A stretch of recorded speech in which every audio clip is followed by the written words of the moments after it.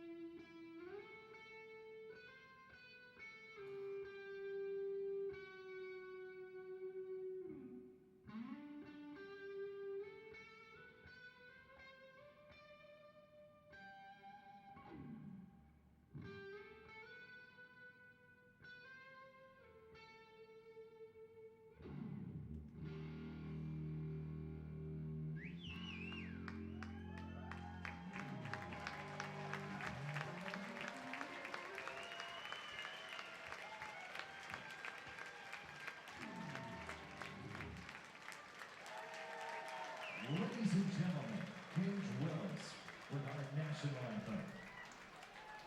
What a cool national anthem tonight from recording artist Paige Willis on this Saturday evening. Game 2 between the Grays and the Otters. Time to meet the starting lineups. First for the Empire State Grays, 11-46 on the season, the worst record in the Frontier League. Quentin Holmes, the center fielder, leads off. Jalen Smith bats second and plays second base. Luisa Tillies batting third and playing third base. Manny Garcia in the cleanup spot and DHing. J.R. Disarcina bats fifth and plays shortstop. Jordan Scott, the right fielder, batting sixth. Eric Jenkins bats seventh and plays left field. Jalen Turner bats eighth and plays first base. And Jordan Saquette rounding out the lineup in the starting lineup for the first time this series, catching for Empire State. The righty, their opening day starter, Ryan Sandberg, on the mound today for the Empire State Grays. So for the Otters on the mound today, as we mentioned, Braden Scott making his Otters debut this year. He was with the Otters back in 2021 at an excellent season there. We'll take a look at Scott's numbers first. And I mean, this is certainly a guy that the Otters were hoping would have a long time in the minor leagues, signed by the Blue Jays. Ended up, though, getting cut at the beginning of this month. But the Otters are still delighted that he is on their squad, a very talented pitcher. Certainly is. He was a starter with the Otters in 2021, worked primarily out of the bullpen when he was in affiliated ball in the Blue Jays organization. 2.72 ERA with the Otters in 14 starts in 2021, 8-4 record. So guy who's used to having a lot of success in his experience in the Frontier League, and the Otters are hoping for more of that here this year. Around him on the diamond, Dakota Phillips will catch him. Aaron Beck at first, Josh Broughton at second, George Khalil at short, and Yomar Reyes at third base. In the outfield, Brian Rosario in left, Kona Quiggle in center, and Noah Myers in right field. Phillips, who caught Scott back in 2021, both teammates then. Pitcher-catcher battery brought to you by the Answer Auto Repair East. Find your battery needs at the Answer Auto Repair East, located at 231 North Green River Road, or call it 812-475-9000. Scott is a lefty, black belt. He's ready on the left side of the rubber, looking into the gun, and the lefty Quentin Holmes fires Holmes. A first pitch strike for Scott.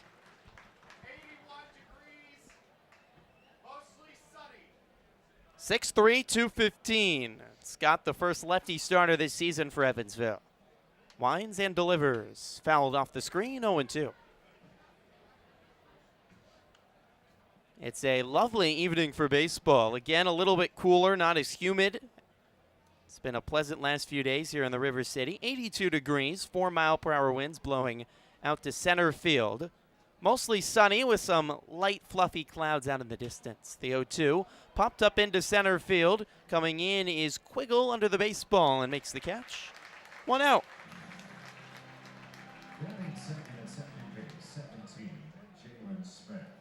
Holmes retired. It brings up the second baseman, Jalen Smith.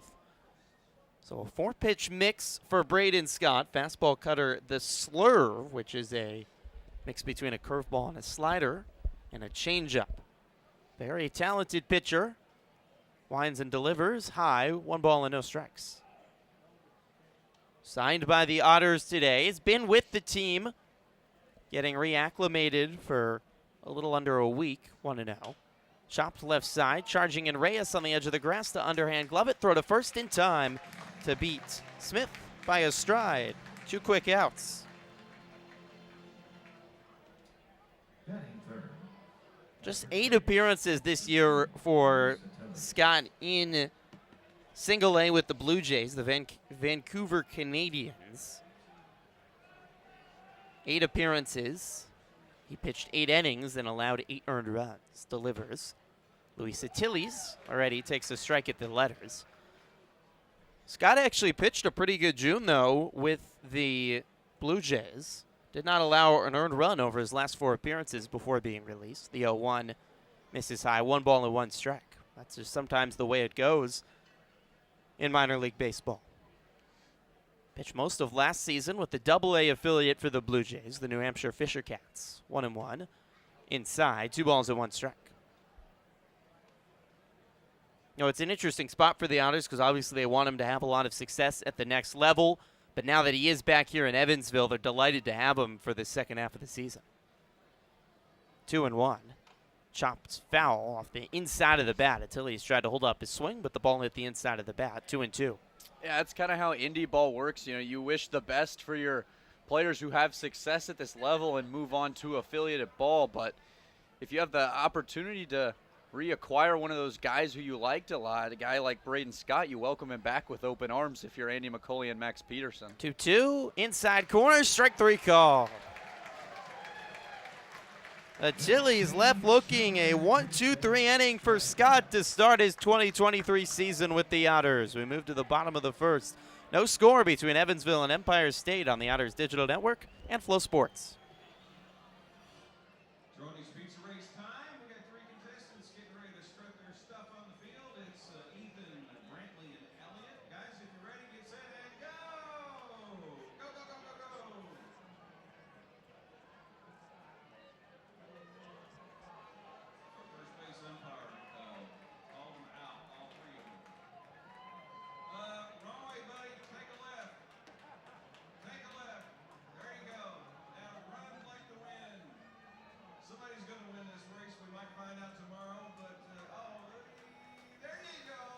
Welcome back to Bosse Field for the bottom of the first inning between the Otters and the Grays. Time to take a look at the Otters starting lineup. They're 33-24 on the season, tied for their high water mark at 9 games over 500.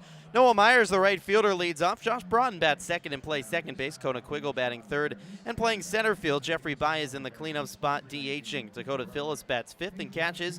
Yomar Reyes batting sixth and playing third base. Bottom three in the lineup, Aaron Beck, the first baseman, George Khalil, the shortstop, and Brian Rosario, the left fielder. Otters will face a righty today, Ryan Sandberg. 7 starts on the season, 8 appearances, was on the injured list for much of the past month for the Grays, but a guy who was their opening day starter, had some success at the D2 level. A 5.83 ERA on the season over his 7 starts, but one of the better pitchers the Grays have on their roster. He is 1-4 record, 5.83 ERA, like you said. He was injured for a little bit. His most recent appearance was 1 inning out of the bullpen at Windy City. It was a good inning, no runs come across, and back making his first start in some time here.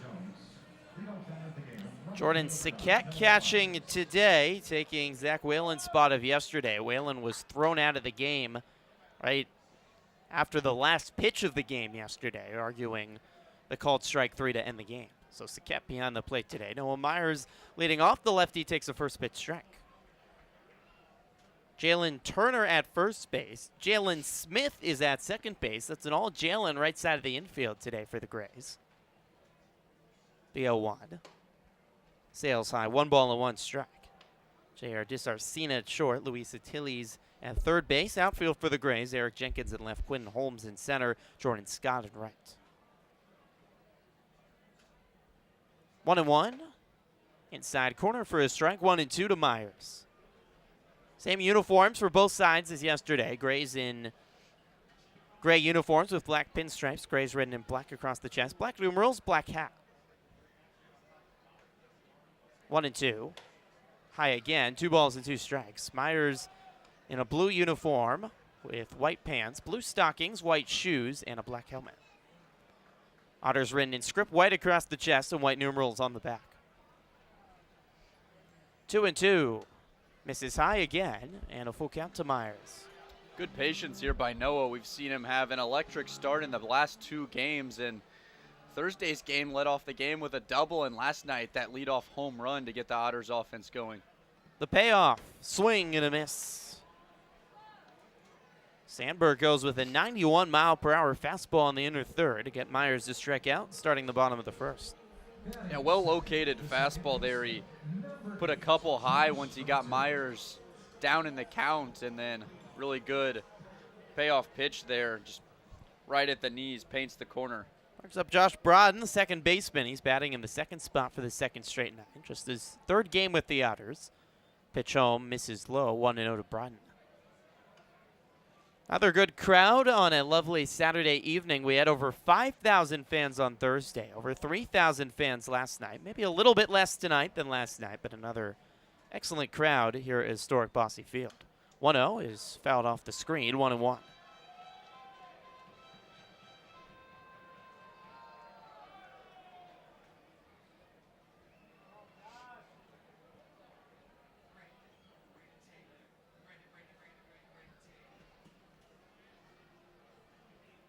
Scott fouls one off the screen, 1-2.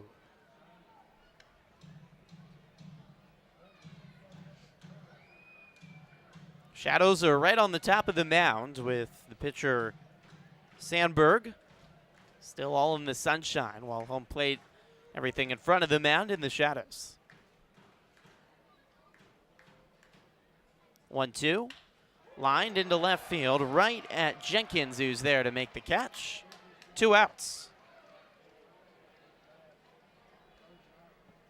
2 away will bring up Kona Quiggle, the lefty center fielder. Batting third, the center fielder, number 19, Kona Quiggle.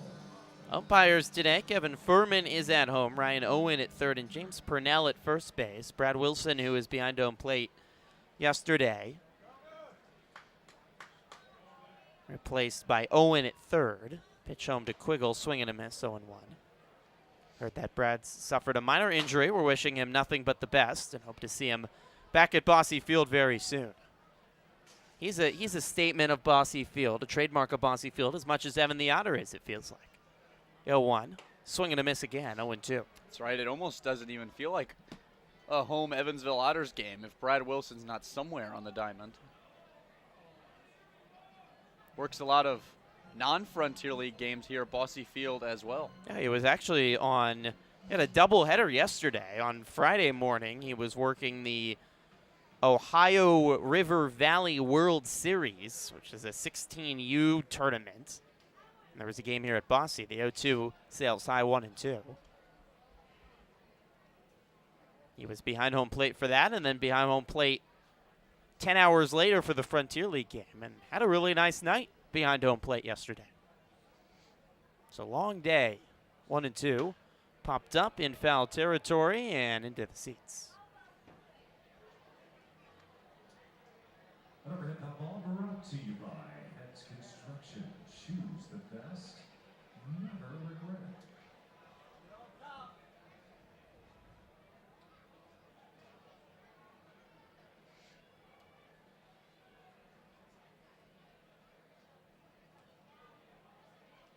One and two. Misses high. 2 balls and 2 strikes.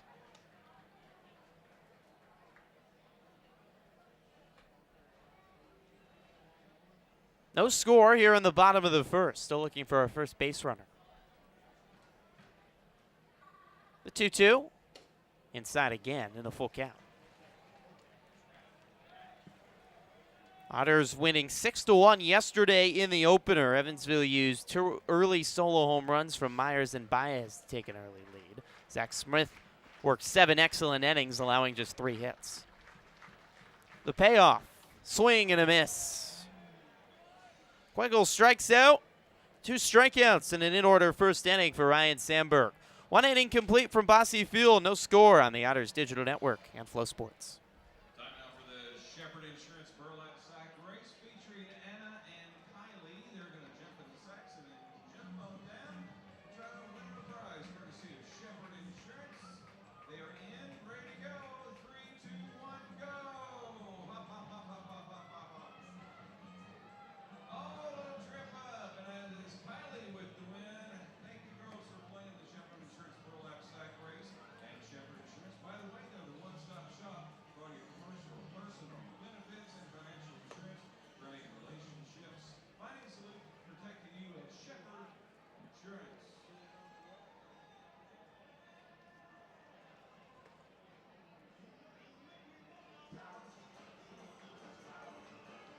It's time to see who gets to upgrade to the Ashley Furniture Home Store. Best seats in the house. Our lucky winner will get to spend the rest of the game with best seats in the house. I say congratulations to Hunter Owens. That out it's his 13th birthday. We'll make it lucky 13 for Hunter Owens and David as well. Braden Scott back on the bump for the top of the second inning for the Otters. No base runners. Through 1 for both sides, the Otters and Grays in the second game of this series. Evansville just 2.5 games back now, first place in the Frontier League West, looking to continue this good start to the second half. The Otters dropping their first series of the All-Star break on the road to Tri-City, but bouncing back, winning 2 of 3 against Lake Erie, and now looking to secure the series against Empire State on this Saturday evening. Manny Garcia leads off the top of the second inning for the Grays. Lefty Scott, black belt, readies at the belt, looking into the sun. Big kick and a throw. Breaking ball on the inner third for a strike, 0-1. It is Wizards night here at the ballpark, and we've got plenty of Wizards in attendance with wands and potions and spells, the 0-1. Again, catching the strike zone on the inner third, 0-2. That's right, and Griffin said Eva the Otter was also an acting wizard herself. Yeah, she actually cast a spell on me before the game, about an hour before the game when I was walking down the concourse, and I'm a little worried I might turn into a pumpkin or even something worse in the middle of this broadcast. So be prepared to take over, Lucas. The 0-2 popped up into shallow right field. Broaden fighting the sun and makes the catch on the edge of the grass, 1 away. That's right, we're yet to find out what the spell exactly was. Eva obviously was I'm going to be really paranoid the rest of the day until something bad happens. Eva not able to tell us, so we'll just have to wait and see. She's an otter of few words. Otters are. They don't do a lot of speaking. J.R. Disarcina, the batter, with 1 out and nobody on. He takes high for a ball, 1-0. Is it possible she put a positive spell on me? Like I don't know, I'm going to be able to run a marathon tomorrow morning. 1-0. On the inside corner for a strike, 1-1. Or I'll find I can throw accurately 100-mile-per-hour fastball, and I'll be signed by the Otters tomorrow. Actually, I'd more likely be signed by the Grays, who have an open roster spot right now. 1-1. Inside, 2 balls and 1 strike. I haven't had enough interactions with Eva this year to know what her intentions might be, whether those be positive or negative. I would hope positive, but she's a very closed-off otter. It's tough to say what her thought process is. 2-1 to Disarcina. Swing and a miss. 2-2.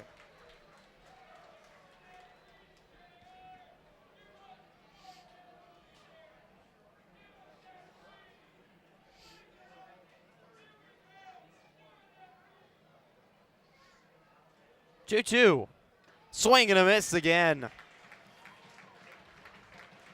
Blowing pitches by Disarcina. Second German-American Bank strikeout for Braden Scott. 5 up, 5 down to start his season with the Otters. that's right, back-to-back. Excellent cutters there. Identical pitches that Disarcina saw and couldn't quite figure them out. Jordan Scott, ready right fielder, digs in. Scott delivers. Inside for a strike.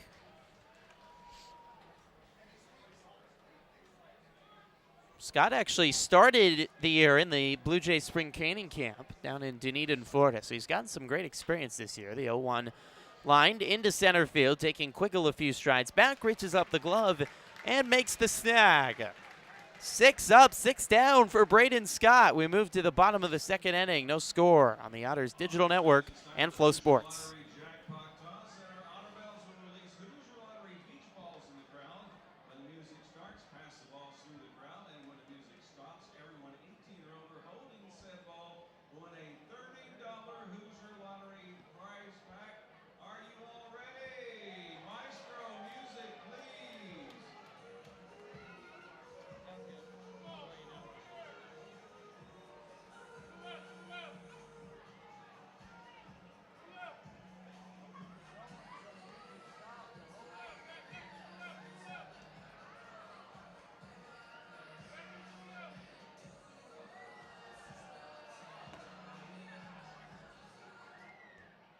All right, grab that ball, and congratulations to the Hoosier Lottery and the Evansville Otters. Otters staff will tell you how to claim your prize. Remember, you must be 18 or older to play and win, and please play responsibly.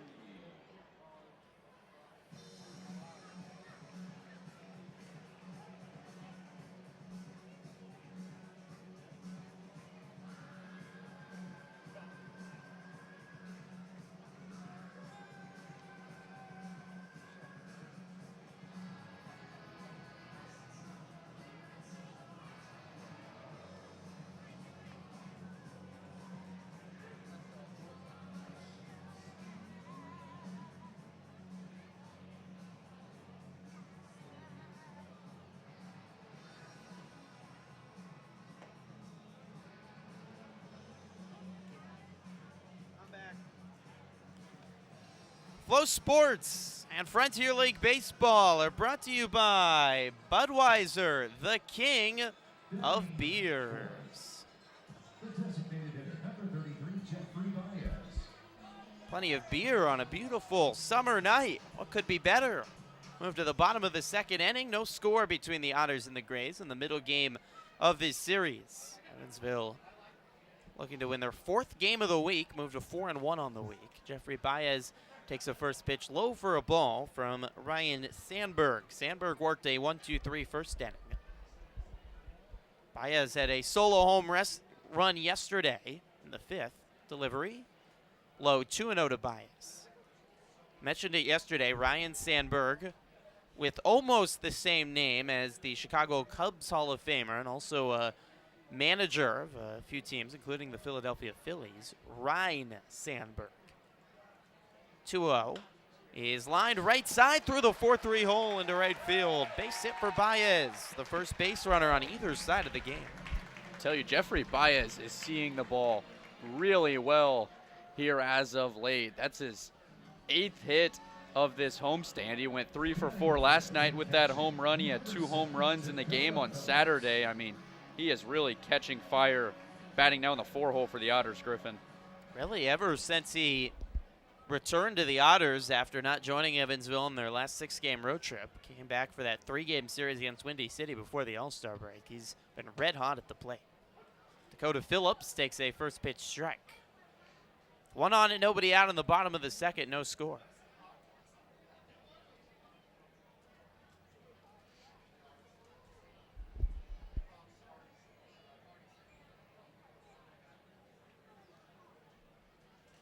Sandberg delivers outside, 1-1. Baez started to take off and then stopped. A little bit of mind games with Jordan Saquette, the catcher. Jalen Smith is really fighting the sun over there in the 4 hole. Saw the same issue Josh Broughton had at second base when he tried to catch that fly ball. Did make the catch last inning.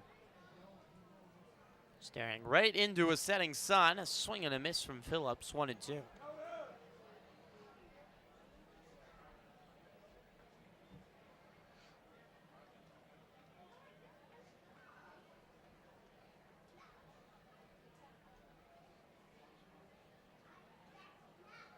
Sandberg working out of the stretch. Brown beige glove just above the belt. Baez takes off. Phillips swings and misses. Throw down to second is really short. And it hops into the glove of DiSarcino. Way too late. Jeffrey Baez has his 8th stolen base of the season. It had 26 stolen bases last year. Jordan Saquette tried to make that throw just out of the crouched position, and like you said, Griffin, didn't quite make it there with a ton of speed. Otters saw Saquette when he was with Quebec earlier this season, back in May. And a guy who has struggled at times with accuracy with his throws down to second. Yomar Reyes, righty, lines the first pitch down the left field line. Fair ball, rolling all the way to the wall.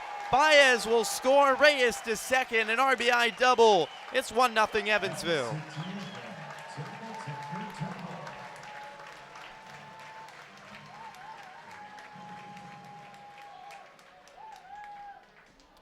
And we haven't seen too many breaking balls so far from Sandberg, but Reyes stepped up there, sat on that first pitch. It hung over the plate a little bit and just turned on it really well down the left field line.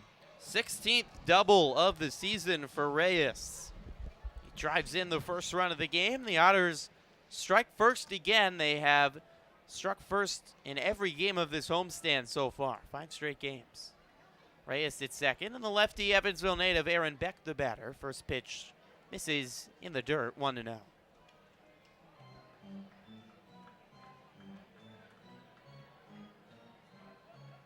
Otters continue to be a doubles machine. The RBI double by Reyes. Sandberg watching Reyes back at second, now delivers. A jam shot through the hole into left field, a base hit. Reyes holds it third. A base hit for Beck. Runners on the corners with 1 out. Was a jam shot, Griffin, a ball that Aaron Beck went inside out on, but he kept his hands tight and put a good swing on it. We haven't seen him in the lineup since Tuesday. He went 0 for 2 in that game and then got pinch hit for, but good start for him here in his first game in a few days. Brings up George Khalil. Runners on the corners with 1 out. The Otters are going to put up a big number here in the second inning. They lead 1-0. Sandberg now all in the shadows. He delivers low, 1-0 to Khalil. So Reyes with that double. The Otters have now hit at least a double in 12 of their last 13 games. 119 doubles on the season. That's the second best mark in the Frontier League, averaging just over 2 doubles a game. 1-0. Chopped left to the third base bag and foul, 1-1. What would you credit, Lucas, to the Otters, especially in this second half of the season, explosion of two-backers? Yeah, guys are just finding holes really well. I think a lot of guys on this team are, taking the ball the other way really well, and you got a lot of right-handed hitters that are driving the ball into right center field, and then you got guys that are hitting breaking balls excellent as well. 1-1, outside, 2 balls and 1 strike. Also, a lot of speed up and down this Otters lineup, and guys who are aggressive on the base pass. Got to credit the coaching staff for that as well. They know those extra base hits really are what keep this offense running. Reyes, Phillips, and Myers, all with at least 15 stolen bases on the year, as Khalil takes a strike. 2 balls and 2 strikes. Otters have hit 16 triples as well, which is also a league best. The home run surge, a lot of extra bases for Evansville. And that's a good recipe for success as Sandberg steps off, tosses back to first. Back under the tag.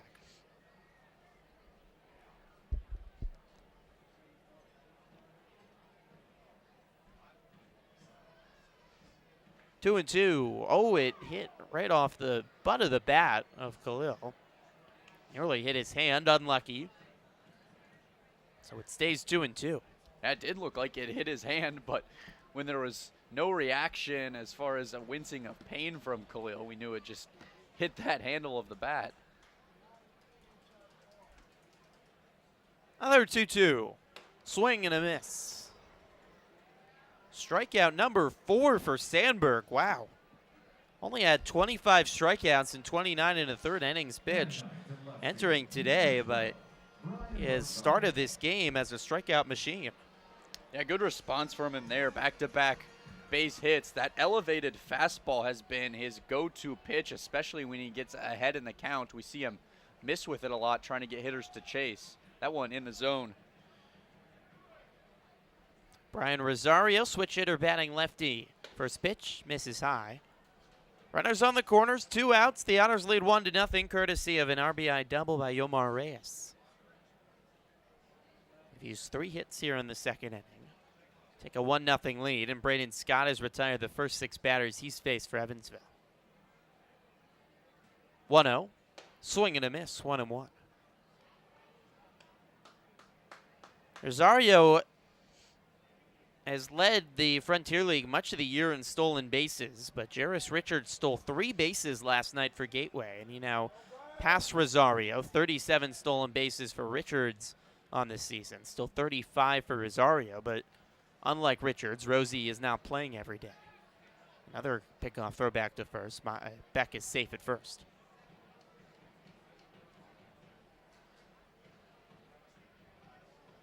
I think if Rosario played every day for the Otters, he would probably be running away with most stolen bases in the league, as he was at one point this year. The 1-1 fouled away 1-2. But still, when he does play, Rosario is such a major threat on the bases.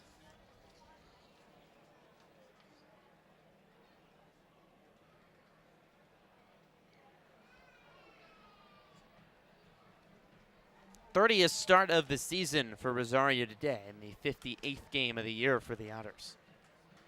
1-2. High, 2 balls and 2 strikes. Yeah, it can make it tough to get into a rhythm as a hitter as well. We've seen Rosario have some success here this week. He had that really clutch triple that won the first game of the series against Lake Erie. And went 2 for 4 as well on Thursday. Yeah. 2-2, chopped off the end of the bat and foul into the Grays bullpen, and they're not able to field it.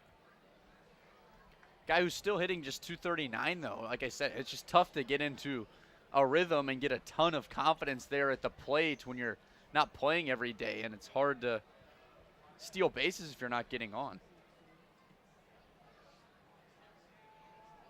2-2. Chopped right side and foul. Rosario stays alive, putting in a good battle here with Sandberg. He is. Sandberg nibbling at both corners of the plate, and Rosario not going down without a fight. Good at bat he's put together. 33 pitches for Sandberg already. Looking for the last out of the second. Runners on the corners, 2 outs, bottom of the second. 1-0 Otters. Pitch home. Chopped a high chopper left side, coming in the third baseman Achilles. Throw to first, not in time. Rosario runs it out, points to the Otters bullpen, points to the Otters dugout. Reyes will score, but that is a true run batted in, or really a run in by Rosario, using his speed down the first base line to beat out the throw. It's 2-0 Evansville. Yeah, and that's when Rosario's at his best. Battles at the plate, puts together a really tough at-bat, as we've seen him do so much this year, and just getting on any way he can. He knows he has that speed as a big tool. Sandberg's been picking out corners, but Rosario with a great response there. Back to the top of the order, and the Edward Jones leadoff batter, Noah Myers. First pitch misses low and in the dirt to Myers. Beck at second, Rosario at first with 2 outs. 2-0, Evansville leads now in the bottom of the second. 4 hits in the inning.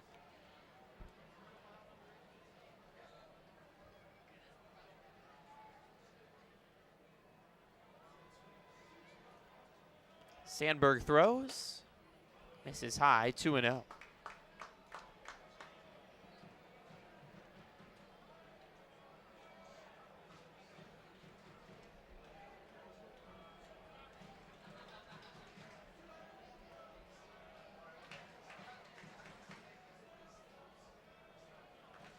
The 2-0.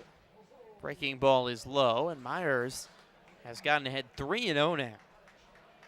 Beck at second and Rosario at first. Baez led off with a base hit. Reyes lined an RBI double down the line. Beck added a base hit of his own to left, and Rosario running at an infield base hit to score Reyes. The 3-0, right down the middle, 3-1.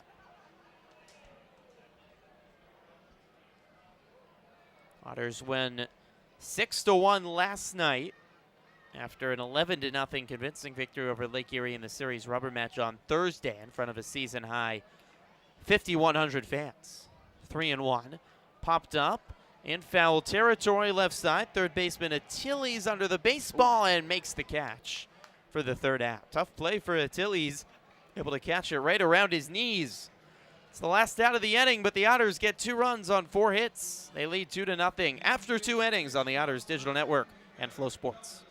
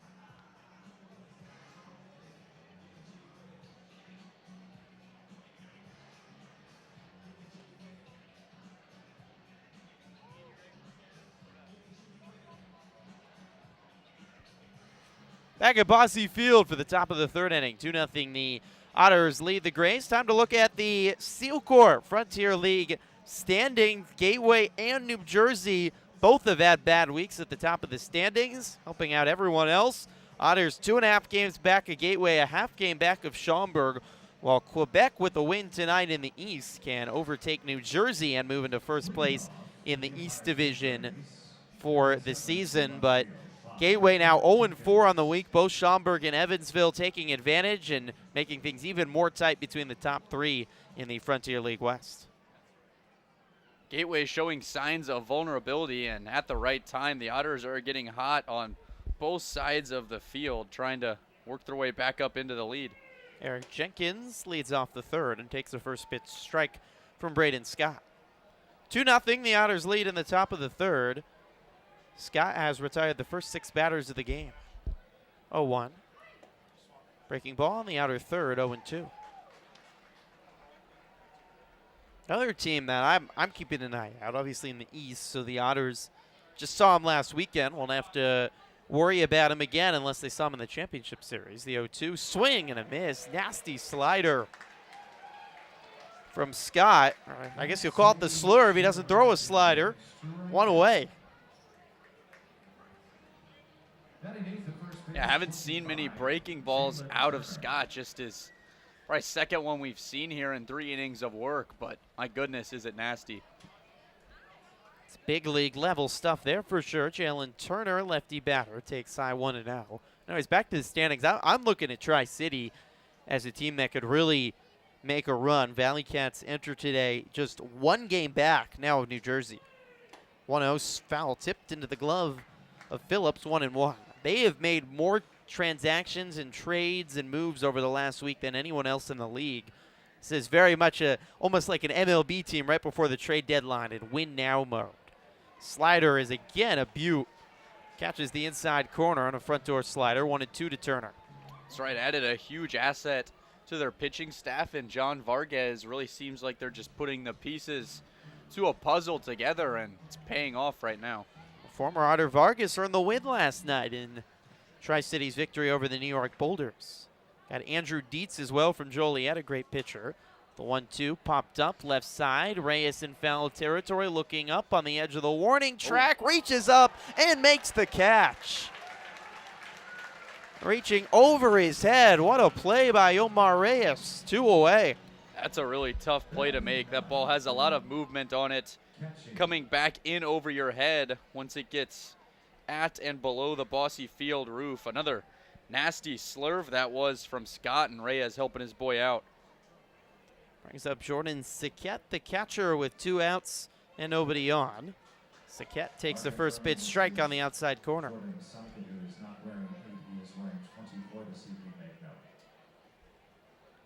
8 up, 8 down to start the season for Scouts.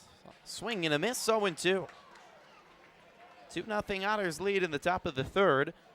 And so far, they love what they're seeing from their new starter.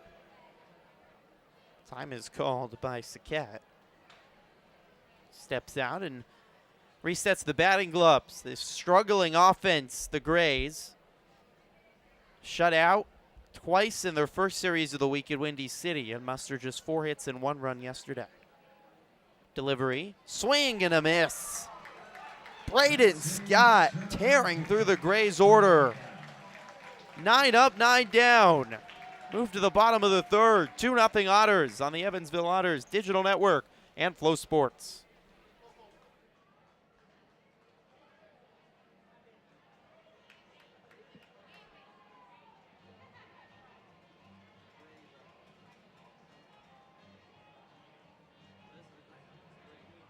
Welcome to Wizards Night at Bosse Field. The Otters are back tomorrow in the series finale. Dog Days of Summer, $2 hot dogs tomorrow, and bring your 4-legged friends. Tickets still available at EvansvilleOtters.com or call 812-435-8686.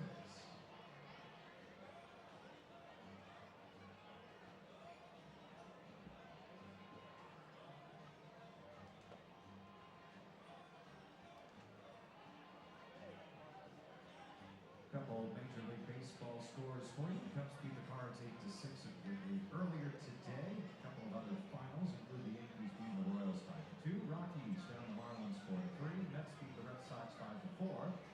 Dodgers beat the Rangers 16-3. The Reds beating the Diamondbacks 4-2. The Orioles win again over Tampa 6-5, and the Mariners beat the Blue Jays 9-8 in Seattle.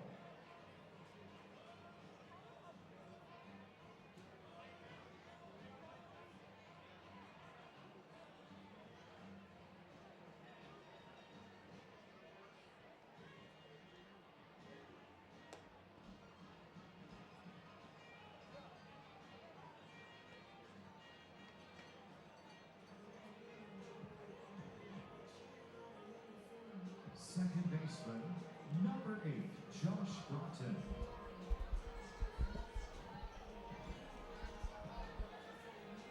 Beautiful night for baseball on the Otters Digital Network and Flow Sports. Evan the Otter enjoying his evening here on Wizards Night at the ballpark. Josh Brodin leads off the bottom of the third inning and takes a first pitch strike on a changeup from Ryan Sandberg. 2-0 Evansville leads, 4 hits, going for 2 runs in the bottom of the second to give Evansville the early lead. 0-1 is low, 1 ball and 1 strike. Reyes an RBI double, and Brian Rosario beating out an infield single for an RBI as well, giving the Otters a 2-0 lead. 1-1. Just misses low. 2 balls and 1 strike to Brodin. Third game for Josh. We mentioned John Vargas now with Tri-City. He had a good first outing with the Valley Cats, and Josh is off to a great start with the Otters. So far, both sides liking the trade. The 2-1 popped up right side out of play. It is also Brodin's 26th birthday today. That's right. We saw him go with a red color scheme as far as his batting gloves, his elbow guard, and his cleats yesterday. But he's back to what he hit the home run in, blue elbow guard and batting gloves again. 2-2 is fouled away. Stays alive. I'm guessing the excellent clubhouse manager for the Otters, Benny Garrett, made sure he had enough blue gloves and any other accessories he needs. He doesn't have to wear his old Valley Cats gear. 2-2. Outside corner, strike 3 called. Brodin takes strike 3. 1 away. Hey, Evansville Otter fans, 2023 brings new opportunities to catch all the latest Frontier League action. Be sure and check out the Frontier League and your Evansville Otters on Flow Sports, the official streaming partner of the Frontier League. Never miss a game and follow along all the way to the championship. Just visit EvansvilleOtters.com for links to watch and subscribe today for all Frontier League and Flow Sports content. 1 out, nobody on for Kona Quiggle, who fouls the first pitch off the backstop. 5 strikeouts for Sandberg. He loves that number, but 4 hits in the second for the Otters to get the early lead. Pitch home, swing and a miss, 0-2. Infield now all in shadows, but most of the outfield except for left field and some brilliant sunshine. Just a few clouds off in the distance, mostly sunny skies on a terrific Saturday evening for baseball here in late July. Last 2 games of July here for the Otters at Bosse Field before they embark on a 6-game road trip. They'll be back to Lake Erie and the next weekend in Pomona, New York against the Boulders. The 0-2, swing and a miss, but the ball gets back to the backstop. Saquette picks it up, and the throw to first, not in time. Quiggle aboard at first on a swinging strike 3 and pass ball. You can see Sandberg visibly upset on the mound. It's pretty discouraging as a pitcher when you work such a good series of pitches. Struck out Quiggle on the breaking ball there, but Saquette not able to drop and block. Catching is always just such a premium in this league, and the Otters have to feel so lucky that they have 2 very strong defensive catchers, Dakota Phillips and Jake Green. 1 on, 1 out for Jeffrey Baez. Swings and misses at the first pitch. It's been somewhat of a tough luck start if you're Sandberg so far. You got the drop third strike right there, and you give up 4 hits last inning, but one of them an infield hit from Rosario. Aaron Beck went inside out on a pitch that jammed him. Throw back to first. Quiggle back in safely. And Jeffrey Baez went and got a pitch off the outside of the plate, and it was just a really good piece of hitting. So tough luck. 0-1. Swing and a miss again. 0-2. Yeah, he's shown some good stuff so far. I mentioned he's the opening day starter for the Grays. Started his collegiate career at Florida Atlantic University, D1 school, before finishing it at Wilmington, D2 school in Delaware. Pitch home, swing and a miss. 90-mile-per-hour fastball up in the zone. That's the 3rd strikeout of the inning for Sandberg, and now he has a chance to achieve something that is almost never achieved, 4 strikeouts in 1 inning. There's 2 away. He struck out all 3 batters he's faced, but Quiggle advanced on the swinging strike 3 pass ball. Faces the lefty Dakota Phillips. Pitch home is outside. Throw down to second is a good one. Quiggle, is out. Quiggle thrown out. Saquette makes up for his pass ball with an excellent throw down to second base, and that ends the inning. 7 strikeouts for Ryan Sandberg. 3 innings complete. 2-0 Otters on the Evansville Otters Digital Network and Flow Sports.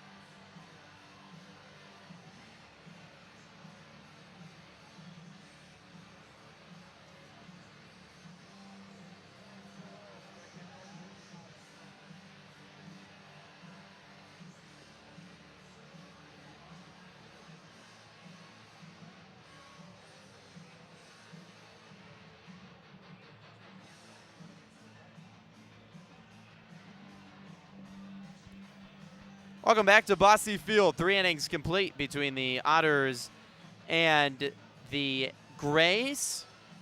2 good pitchers so far. Braden Scott, 9 up, 9 down for Evansville, and seen some really good stuff from Ryan Sandberg for the Grays. His first start in over a month, coming off the injured list, and he struck out 7 Otters, but Evansville did get 2 runs off of him in the second inning.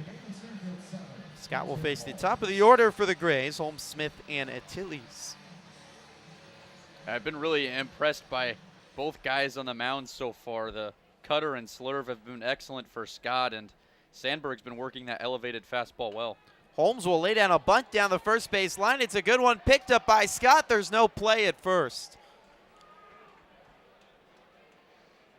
And Holmes, the first base runner for the Grays. It's often now you try to break up a pitcher's rhythm with a bunt. A great hard bunt down the line. Yeah, excellent bunt over in no man's land. Scott broke off the mound really well. He got to that ball quickly. He made a motion to Aaron Beck, I think, calling him off the play. I think Aaron Beck kind of took that as Scott saying, hey, I'm going to step on first base. I'm not 100% sure they were on the same page there, but excellent bunt from Holmes. Brings up Jalen Smith, who fouls the first pitch away. And out of play.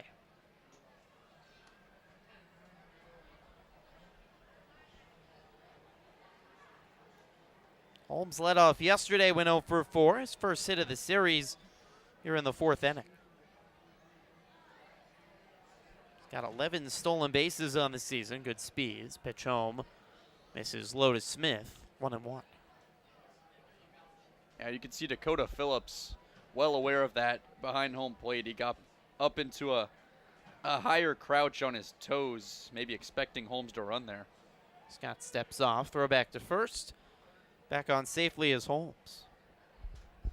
It's interesting, Scott starting here with the Otters. He was only a starter with Evansville when he signed his first pro contract with the Otters back in 2021.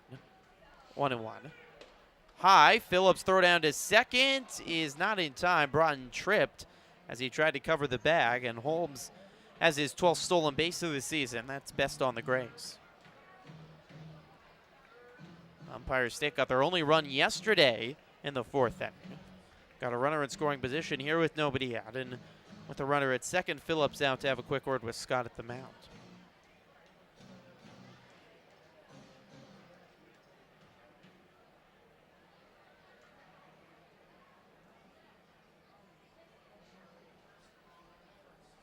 Holmes at second with nobody out. 1-2 count to Smith.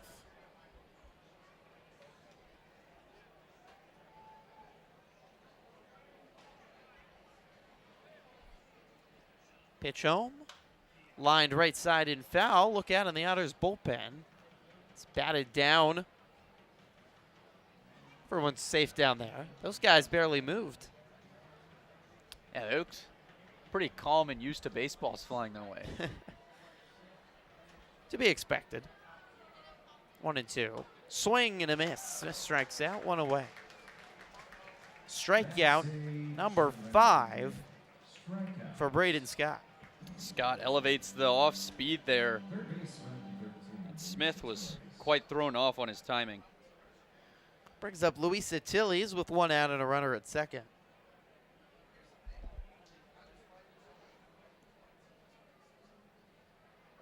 Scott delivers. Attiles fouls it off the side of his leg, 0-1. How about Attiles yesterday? 3 for 4 with that lone RBI for Empire State, a guy who started off this season with Charleston, Dirty Birds in the Atlantic League, but ever since he's moved to Empire State in his 24 games, he's batting .295 with the Grays. Atlantic League to Frontier League. Had 3 of the 4 hits yesterday for Empire State. 0-1. Fouled off the screen, 0-2. So meanwhile, Scott starting here. This is his first pro start since he was with the Otters in 2021. He only came out of the bullpen in his 2 seasons in the Blue Jays organization. And even in college at Indiana, he was a reliever as well. The 0-2 fouled away. It's an interesting concept because you got to bring a completely different mindset to the mound. Now, your basic goal, of course, is just to throw strikes and get outs. But as far as when you're seeing guys at what point in the game and how deep you're able to run into a start, especially here, his first one in quite some time, it'll be interesting to see it all play out. 0-2 fouled off the screen till he stays alive.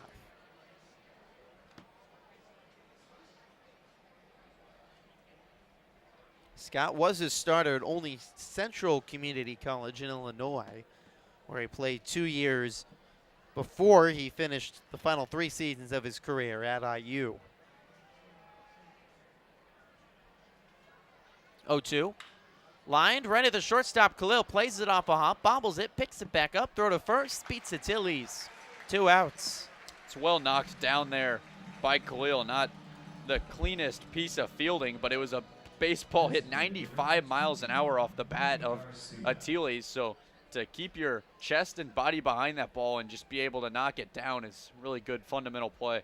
So 2 outs. It brings up the DH righty Manny Garcia. Holmes has advanced to third base. 2-0. The Otters lead here in the top of the 4th. Scott fires. Popped up on the infield. Broughton and Khalil looking up, and Broughton makes the catch from his knees as he falls over. Oh. Did not get a good read on the baseball. That's way up catching the sun. Up in the sky for 6 seconds before Broughton able to range over to his right and come down to it as he fell down to his knees. That retires the side. 4 shutout work for Braden Scott. We move to the bottom of the 4th. 2-0 Evansville on the Otters Digital Network and Flow Sports. It's time to show us your best smiles for the Paramount Dental Smile Cam. 300,000 members trust Paramount Dental because it's based right here in the Hoosier state of Indiana. Paramount Dental has been ensuring smiles for more than 37 years. Keep smiling with Paramount Dental. Be sure to check out Frontier League and your Evansville Otters on Flow Sports, the official streaming partner of the Frontier League. Never miss a game and follow along all the way to the championship. Just visit EvansvilleOtters.com for links to watch and subscribe for our Frontier League and Flow Sports content. Let's see some of those smiles from Paramount Dental.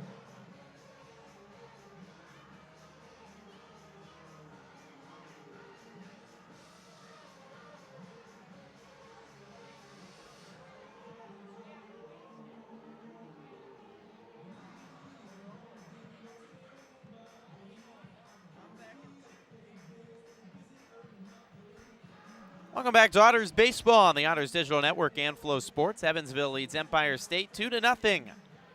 Griffin Epstein alongside Lucas Daunhauer on a lovely Saturday night for baseball from the River City.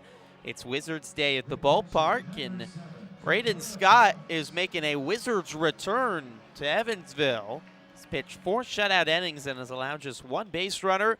Off to an excellent start, returning from 2 years in the Blue Jays organization after playing 2021 with the Otters.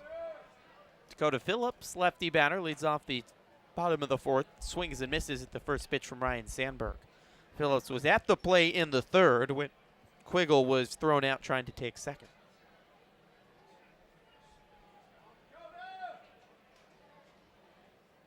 Oh, 1 fouled away, 0-2. I'm contractually obligated to tell you that's an unfair call brought to you by Heads Construction. Choose the best, never regret it. 57 pitches for Sandberg. He struck out 7, no walks, allowed 2 earned runs on 4 hits. 0-2. Fouled again off the inside of the bat. Phillips stays alive. Another elevated fastball from Sandberg. It's almost automatic that gets ahead 0-2 or 1-2. It's either going to be a breaking ball in the dirt or a fastball that he tries to keep up and out of the zone. 0-2. Inside, 1 ball and 2 strikes to the all-star catcher.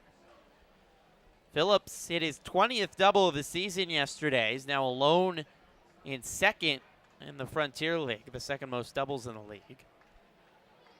Leads the Otters with 47 runs batted in. Playing his 57th game of the season, the 1-2, swing and a miss. Phillips tied up on a breaking ball, 1 away. Strikeout number 8 for Sandberg. Yeah, 8 out of the 10 outs that Sandberg has recorded have been strikeouts. I mean, guys behind him are starting to get bored, Griffin. They've only made 2 putouts the whole game. Now, Otters have put 2 runs across the board, to be fair, but pretty crazy stats so far. I'm going to turn to me into Little League when I played in right field, picking the daisies and watching the dragonflies. First pitch to Yomar Reyes, taken outside 1-0.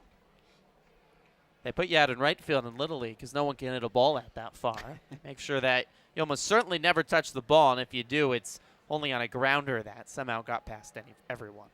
1-0. Inside, 2 balls and no strikes to Reyes. 1 out, nobody on in the bottom of the 4th. 2-0, the Otters lead the Grays.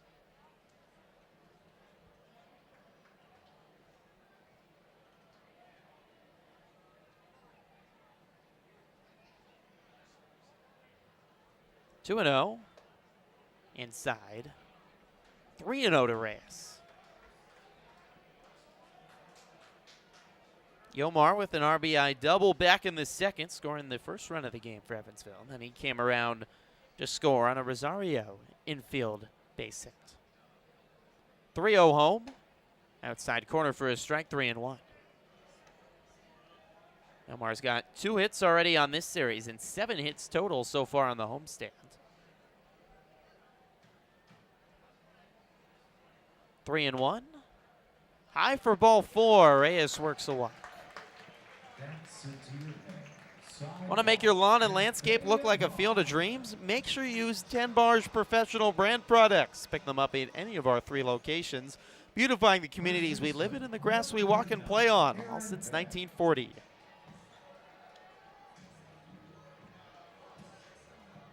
Aaron Beck to the plate with 1 on and 1 out in the bottom of the 4th inning. The Otters leading 2-0. Beck knocked a base hit through the left side back in the 2nd inning. Sandberg throws. Beck takes inside 1-0.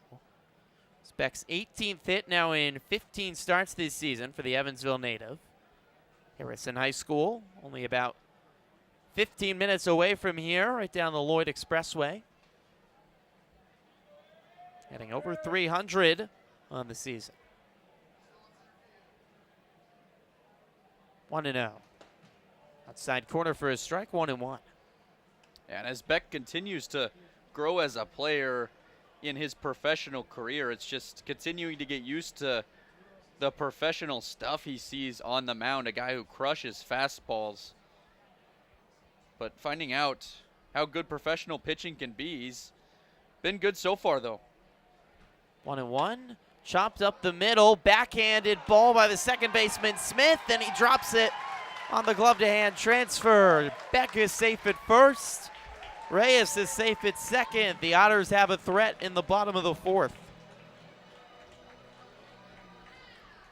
Ball took a nasty hop on Smith there at second. It's going to go down, I believe, as an air, Griffin. It will, an E4 on Smith. The Otters have 2 aboard, and Saquette out to have a word with Sandberg, who again looked frustrated as Smith couldn't make the play.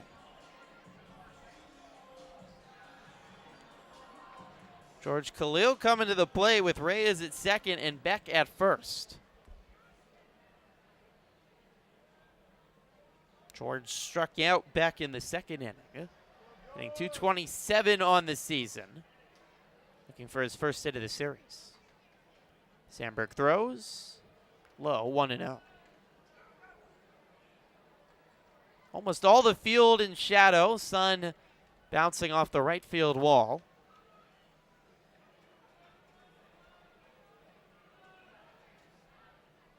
Temperatures in the low 80s. Had some of the best last couple days of weather in the River City all summer. 1-0. Low, 2 balls and no strikes. Supposed to really heat up next week, but the Otters, luckily for them, will be out of town.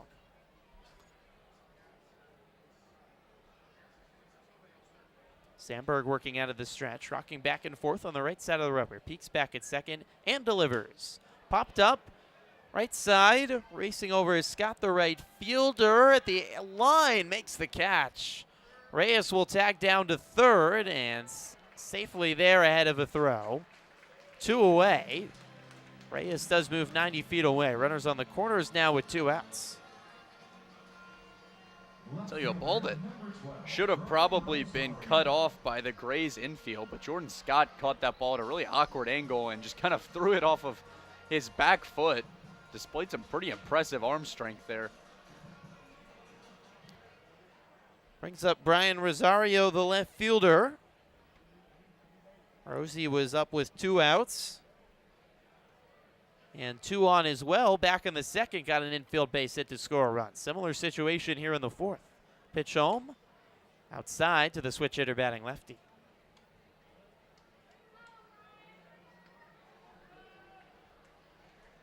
Rosario in his second year with the Otters.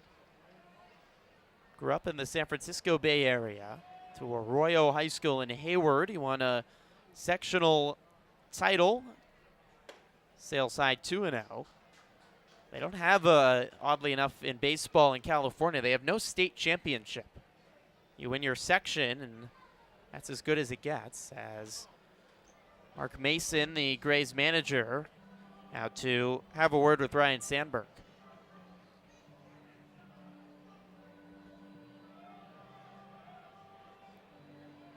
Yeah, this could be a number of things. Sandberg mentioned his last appearance was just an inning of work out of the bullpen. He was coming off of injury then. This is his first start in about a month. In addition to that, he's had about 3 different occurrences in this game where he's just shown a little bit more emotion than I think his manager would have liked. And it was the same thing with catcher Jordan Saquette on the previous play, just going out there and saying, man, you've been dominant out here so far. Everything's not going to go our way, but keep your head up. You're having a really good start. 73 total pitches for Sandberg, looking for the last out of the fourth to keep it a 2-run ball game.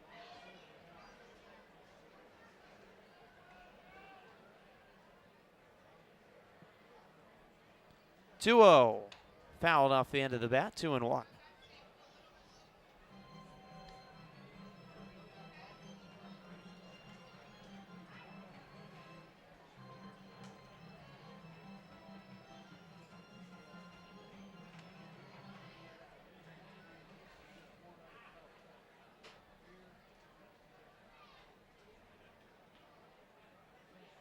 The pitch, swing and a miss, 2-2.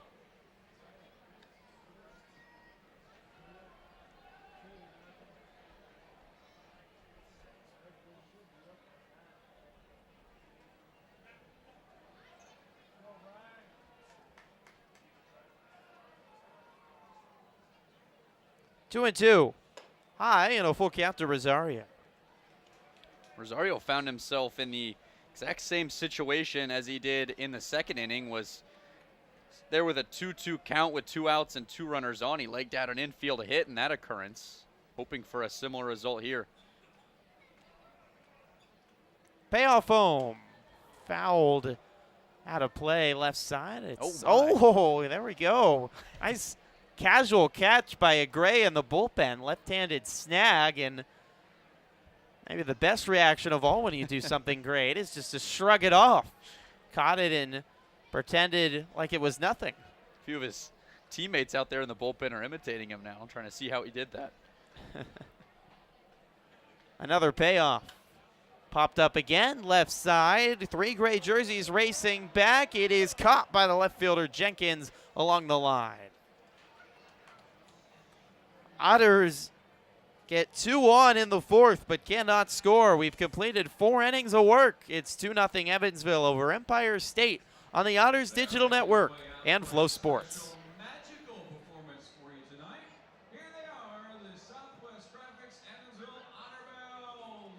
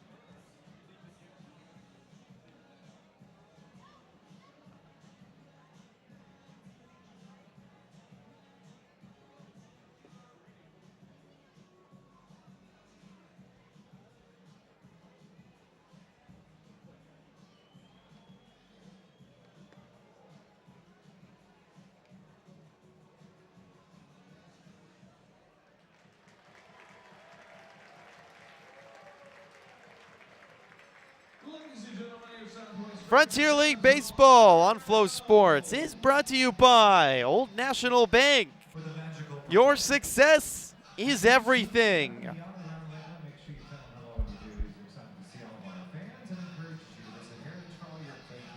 Top of the 5th inning here from Bosse Field, Evansville, Indiana. It's a 2-0 lead for the Otters over the Grays. Evansville looking to take the series today and go for just their 4th sweep of the year tomorrow. It's a lone matchup with the last place Empire State Grays. First pitch from the lefty Braden Scott sails high for a ball to start off the top of the 5th inning. Scott has worked 4 terrific innings. He's allowed just 1 base runner, a bunt base hit back in the 4th inning. 1-0. Popped up into right center field. Myers and Quiggle both looking up, and it's Quiggle in right center. The center fielder makes the snag, 1 away in the 5th. That slurve, we see it once again, 79 miles an hour this time. That ball had a lot of run on it and just really ran inside on the hands of Disarcina. Not a whole lot he can do with that pitch. 1 out, the batter Jordan Scott with nobody on in the top of the 5th. Scott throws high. Scott taking all the way 1-0. Oh, this is Scott on Scott here, isn't it? Jordan Scott. Braden Scott. Jordan Scott lines one into right field, running in Myers, and he plays it on a hop as it bounces off his chest. Collects in front of him. Jordan Scott wins the Scott battle with a base hit to right. It's the first ball that leaves the infield. That wasn't caught for Empire State, and they're second into the game. 1 on and 1 out. Noah Myers, primarily a left fielder out there. A little bit of a different read on the ball. You saw he considered diving, but takes the safe option and just collects it off his chest. Actually, first start in right field all That's right. season for Myers is the lefty Eric Jenkins takes a first pitch strike. Typically, if Baez is DHing for the Otters and Rosario's in the game, Rosario will be in right field and Myers in left, but the Otters mixing that up today and switching the two. Pitch home, fouled off the fence, 0-2. Rosario in left field today, and Myers in right. Quiggle per normal in center. Myers has now played all 3 positions in the outfield. Started the year as a center fielder in the first weekend series before Quiggle joined the team.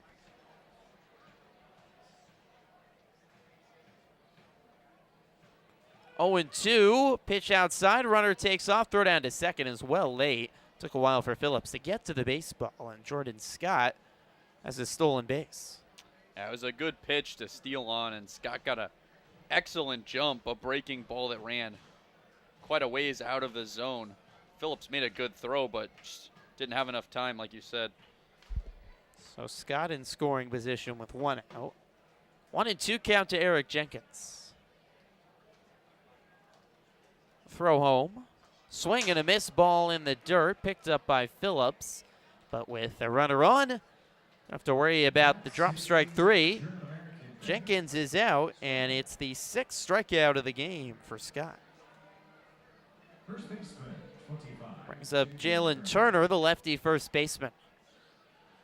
Braden Scott is a true Indiana guy. Certainly no doubt he enjoys being in his home state.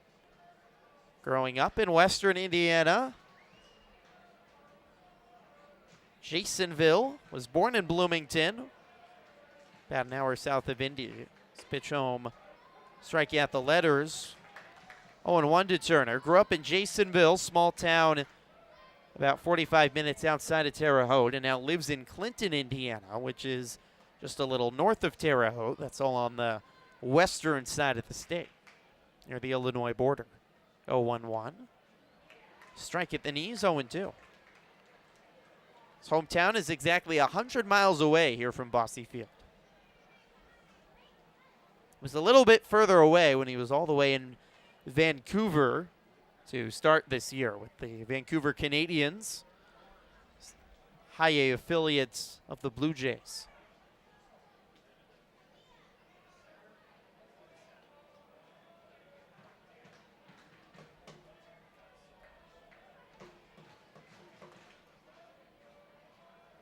Oh, and 2. Outside, 1 ball and 2 strikes to Turner.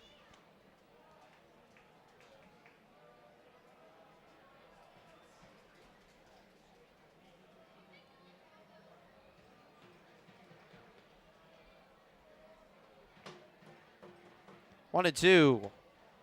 Low. 2 balls and 2 strikes. Scott really, before signing with the Blue Jays, he'd spent his whole life in the Indiana area. Had the 2 years at only Central College, which is in Illinois, but not too far from here. Pretty close to his hometown, right across the border in Illinois. And then the 3 years at IU in Bloomington, and then down here in Evansville before he was signed by the Blue Jays. 2-2. Fouled off the end of the bat of Turner. He stays alive.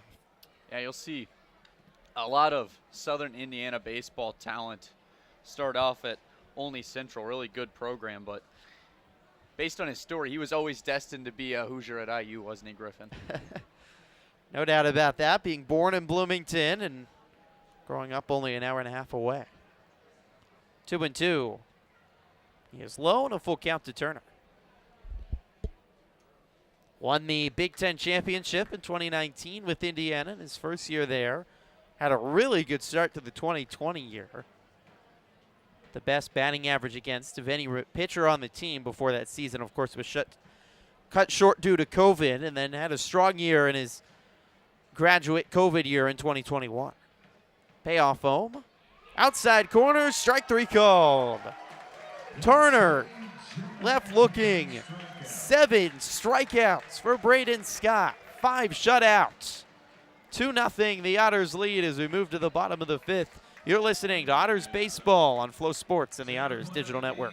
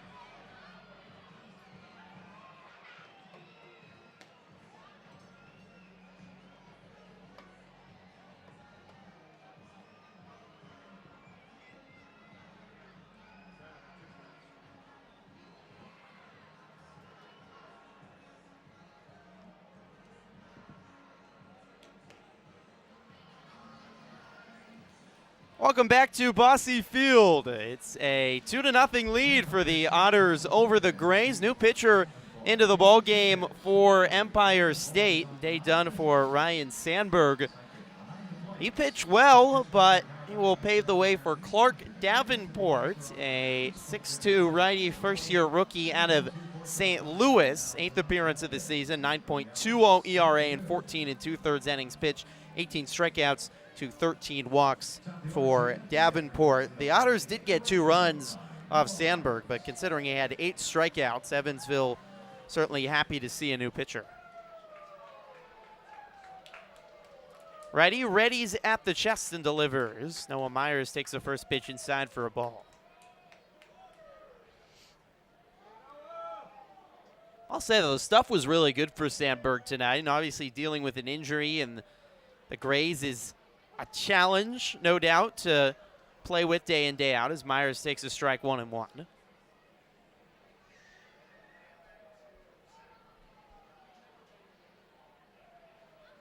One and one. Chopped foul, 1-2. It's a challenge, and his stuff was really good tonight. I was impressed. All the strikeouts of a hot Otters offense. And there's a lot of Grays players that have, over the last 2 years, impressed and then ended up getting signed by other Frontier League teams. 1-2 is lined into center field, falling for a base hit. Myers takes a big turnaround first, holds there as it's relayed in. A leadoff hit for Noah Myers. I think there's another factor to consider when you're playing every single game on the road in a long season like this, Griffin, and trying to come back from an injury or even just deal with an injury that maybe you're playing through. I mean, the rehab process and as far as being a professional athlete and taking care of your body is significantly more difficult on the road as opposed to spending half or more than half of your time at home. First pitch home to Josh Broughton inside, 1-0. I mean, you think the Grays play all 96 games on the road, and you look at road records across the league, and almost every single team in the league has a losing record on the road. It's just so difficult with especially the travel schedule of the Frontier League, as Broughton fouls one away, 1-1. It's really tough to win ball games on the road. You don't have luxury travel conditions as many fans would think you might, considering it's professional baseball, and the level is certainly very high, but you're having to work with what you got most of the time. 1-1 to Broughton on the outside corner for a strike, 1-2. The Otters, I mean, I've traveled every game with the Otters. I feel like they've overall played well on the road outside of that one series at Lake Erie. But they're still just 11-13 in road games this season. Last time I checked, only Schaumburg, Gateway, and Tri-City had winning records on the road. Broughton hammers one high in the air to left field. If it stays fair, it's gone! Josh Broughton bringing the power to Bosse Field with his second home run in just his 3rd game as an Otter. A home run bash for Broughton, 4-0 Evansville. Well, he hit .426 in his 16 games with Tri-City. No home runs with them, but back in his all-blue attire tonight, Josh Broughton, another moonshot, and what a start he's having with Otters. 347 over the left field wall, and a homer on his 26th birthday. Kona Quiggle stands in and takes the first pitch low, 1-0. This is a guy that has a lot of power, 6'3", 175. Maybe not the build at first glance for it, but 27 home runs over 2 seasons with the Ogden Raptors in the Pioneer League. 1-0, fouled away, 1-1. And you'd think a Tri-City team that hits a ton of home runs that Broughton would have been a part of it, but it just didn't happen in 16 games, and then suffered an injury. Didn't play over the last month, but boy, as he showed up to Bosse Field with a hungry bat, waiting to hit some long balls in a ballpark that's typically not friendly to home runs. 1-1 is low, 2 balls and 1 strike. Yeah, he's obviously just a really explosive athlete in everything he does. as far as what we've seen on the field so far. His 2 home runs were almost identical inside pitches where he just keeps his hands tight, and that explosive swing turns on the ball so well. 2-1, swing and a miss, 2-2. Got kind of a similar swing to Noah Myers, similarly sized players, and Myers has had a breakout power season with 10 home runs.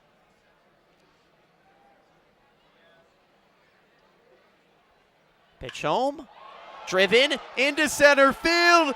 Holmes at the track, leaps and makes the catch. Wow. Quentin Holmes robs a home run from Quiggle. Oh my. Well, we've seen back-to-back homers a handful of times here. Quentin Holmes is fired up after that play, and rightfully so. My goodness, I mean, he scaled the wall a few feet to the right of where he initially made contact with it. Just a really, really tough play. The Otters inches away from their 5th back-to-back home run this season, but Quentin Holmes, as he said, climbing the wall and making the catch. Baez pops one up to left field. He got under it. Jenkins coming in and left, and he's there to make a much more routine catch, 2 away. I tell you, though, the baseballs are coming off the bats very loud this inning. I mean, Kona Quiggle, that was about the loudest I've heard a ball come off a bat in that home run he had robbed by Quentin Holmes. That was a straightaway center, too, deepest part of the ballpark, 400 feet away. One of the more impressive catches we've seen by anyone all year here at Bosse Field by Quentin Holmes in center field. Still 4-0 Otters, 2 outs and nobody on as Dakota Phillips takes low. 4-0 in the bottom of the 5th inning. Otters, another home run. They've now hit home runs in 5 straight games, all 5 of this homestand. That ties his season best, home runs in 5 straight games, as Phillips takes a strike 1-1.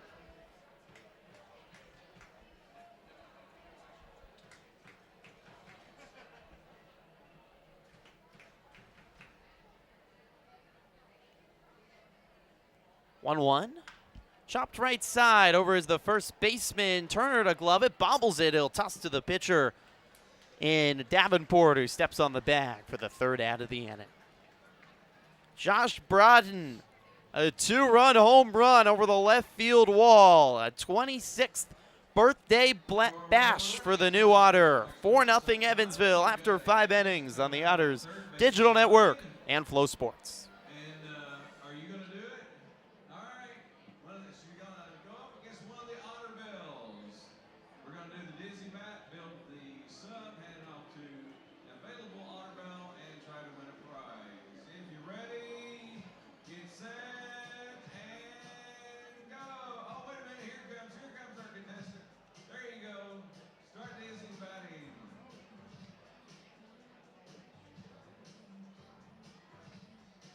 Don't worry about it, son, because I think she's well on her way to winning the prize. I don't know, she's taking her own sweet time. It might be close. Oh, she's dropped some lettuce. Now she's got it, and there it goes. Third base with the win. Thanks for playing the Jersey Mike's Build the Sub. The only way to top us up is a real red wine vinegar made from grapes and food coloring. The only way to get it is at Jersey Mike's, because authentic ingredients make a sub love.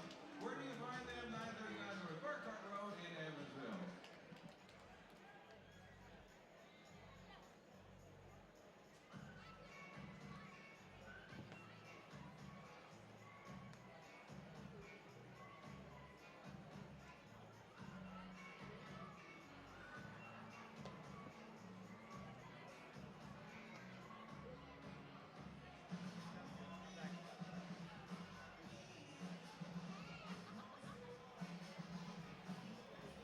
Frontier League Baseball on Flow Sports is brought to you by Working Distributors Evansville.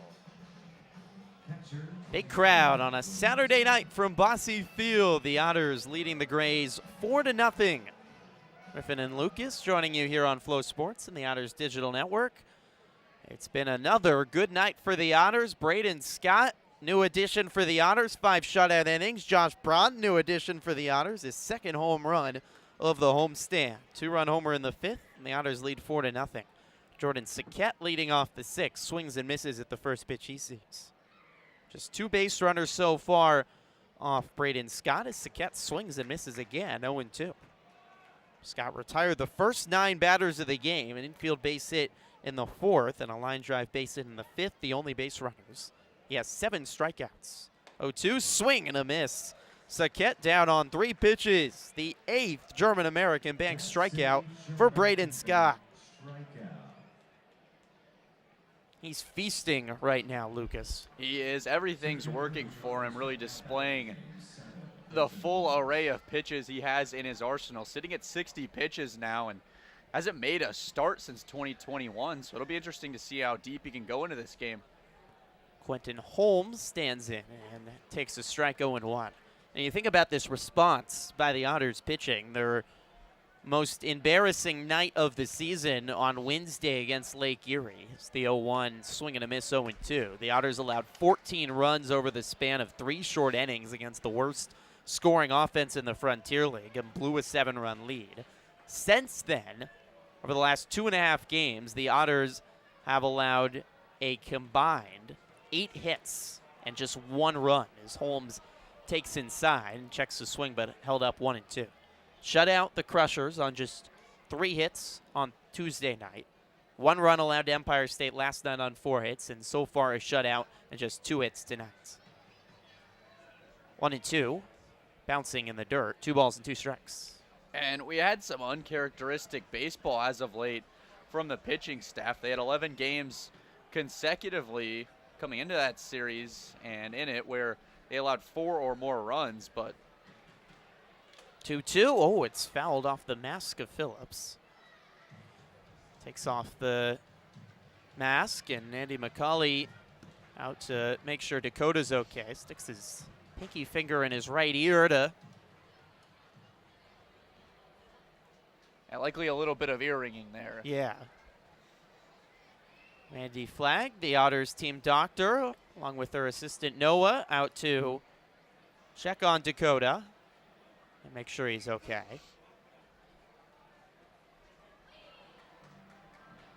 Confirms he is, and Dr. Mandy does a great job, but when she heads back to the dugout and the player stays out there, that's always good news. It's a tough job behind the plate, Griffin, I tell you. 2-2 count to Holmes with 1 out and nobody on in the top of the 6th. 4-0 Evansville. The pitch, breaking ball is low and a full count to Holmes.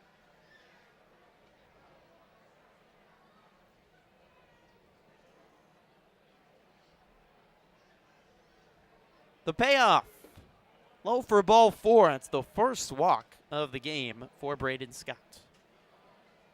Well, for landscape design that is truly unique, look to locally owned Wild Horticulture. Whether you need a team to design and construct a large-scale landscape project for your business, or looking to create an epic backyard retreat complete with plants, water, and light installation, the experienced team at Wild can take your ideas to the next level.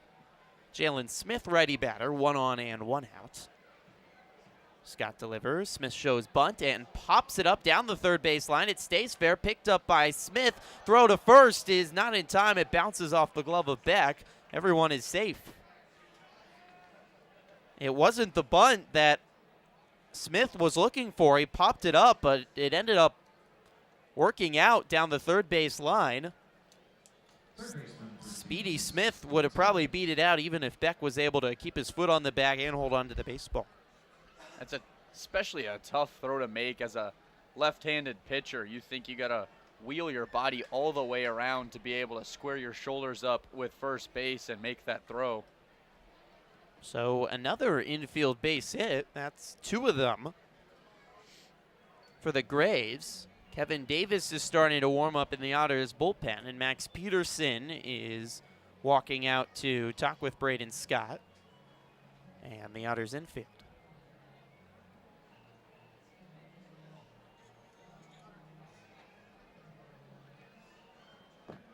Scott's first start since with the Otters in 2021. Only functioned as a reliever in the Blue Jays organization. He pitched at 3 different levels, Double-A, High-A, and Low-A, as well as participating in spring training this past year with Toronto. But obviously with his first start, you don't expect him to go as deep. 68 pitches now.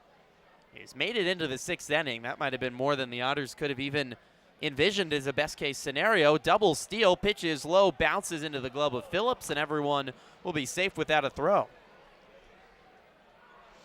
Holmes is in some pain over there at third base. It was a really awkward slide where he had an incredible jump and obviously a very fast guy. He dove pretty early though, and I think he just got kind of caught up in a rough patch of dirt over there. He didn't make it to third base on his initial slide, and it looked pretty painful.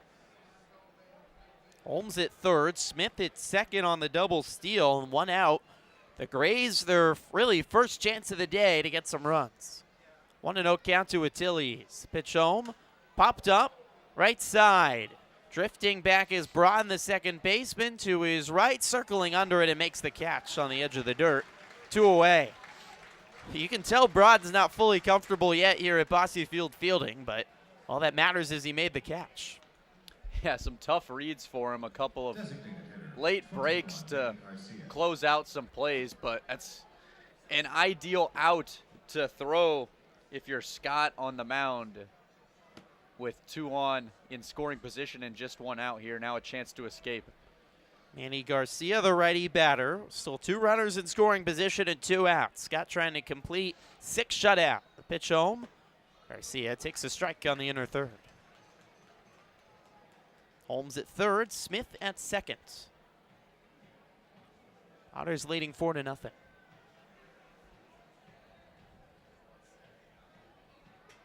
The 0-1. Inside, 1 ball and 1 strike.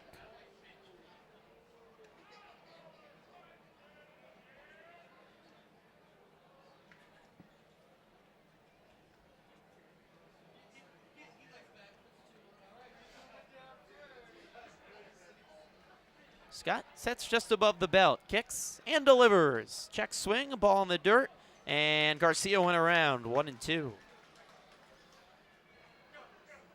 Garcia, who came over from the Titans, is leading the Grays in batting average, 362 on the year, but he's 0 for 5 this weekend.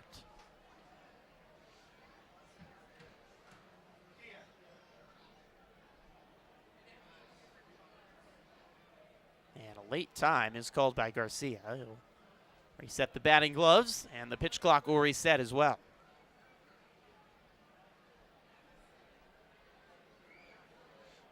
Lights are on and pretty much into full effect. Dust settling on this Saturday evening.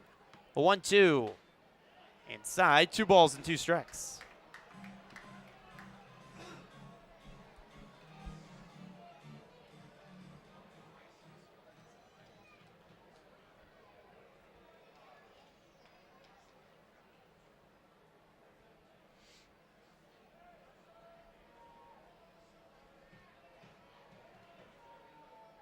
Wind home.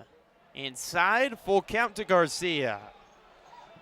There is an empty base at first. J.R. Disarcina's on deck, and Kevin Davis is looking ready in the bullpen. He's throwing a few warm-up pitches now, but he's mostly just been watching the action. Payoff pitch coming. Scott takes a big deep breath and delivers. Line down the left field line, just foul. Oh my. A 2 RBI double by Garcia, missed by inches. Yeah, he turned on that baseball really well. 3rd pitch in a row that Scott has tried to run inside on his hands.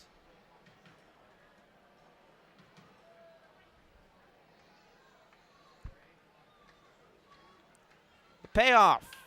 Lined into left field, it's down. A base hit, it will score both Grays runs. Garcia headed to second. The throw into second base, not in time. A 2 RBI double for Manny Garcia, and the Grays cut the lead in half to 4-2. Well,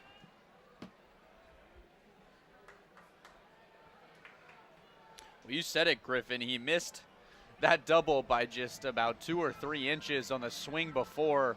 Sits on a breaking ball there and drives it out, cut this down to a 2-run ball game.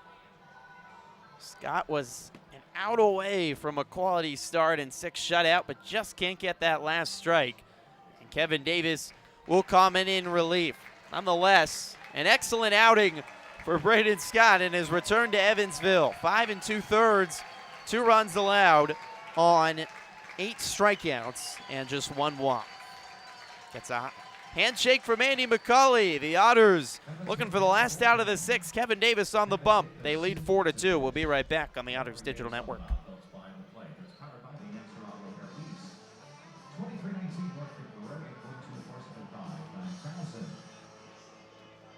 Tell them same from the Otters send you.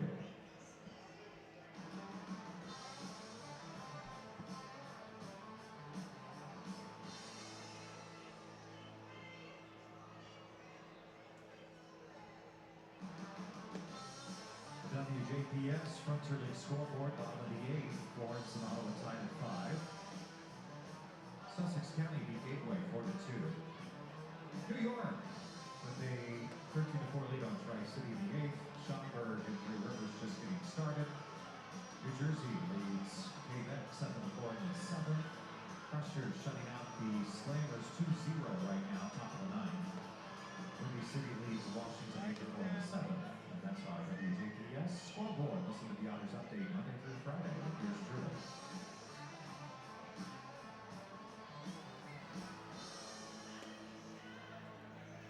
Back at Bosse Field, Kevin Davis into the ball game for the Otters with a runner at 2nd and 2 outs in the bottom of the top of the 6th. Make it 4-2. Evansville leads. Davis making his 24th appearance of the season, 2.39 ERA. He struck out 38 batters in 26 1/3 innings pitched, just 7 earned runs allowed, and he has not allowed a run in 15 appearances at home this season. He'll face J.R. Disarcina, the shortstop, with Garcia at 2nd and 2 outs, looking to finish off this 6th inning. High step from the 6'9 righty. Delivers home. Inside 1-0. The pitching change brought to you by the Answer Auto Repair East. Find all your battery needs at 2319 North Green River Road or call at 812-475-9000. 1-0 count to Disarcina. Ready on ready matchup. Davis delivers. Swing and a miss. Fastball slider changeup from Kevin Davis. He has arguably been the most dominant Otters pitcher over the last 2 months. 1-1. Popped up in foul territory, out of play. Yeah, 3-pitch mix. We've seen him in 3 innings of work here and this homestand, and in those 3 innings, he struck out 5 out of the 9 outs that he recorded. He's been electric as of late. Fastball slider changeup from Davis. Hardest throwing reliever, up to 98 miles per hour on the fastball. Disarcina called time and we'll reset. 1-2 count. Davis looking for the last strike, last out of the inning. 1-2. Swing and a miss. 94 up in the zone. Davis retires the side in the 6th. The Grays do get 2 runs to cut the lead in half. It's 4-2 Evansville as we move to the bottom of the 6th on the Otters Digital Network and Flow Sports.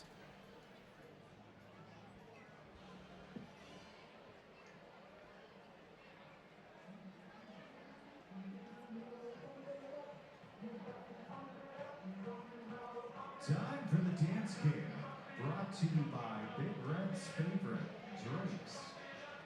We need everybody to get up and dance because Drake's is your go-to for 24 beers on tap, big burgers, and the freshest sushi in all of Evansville.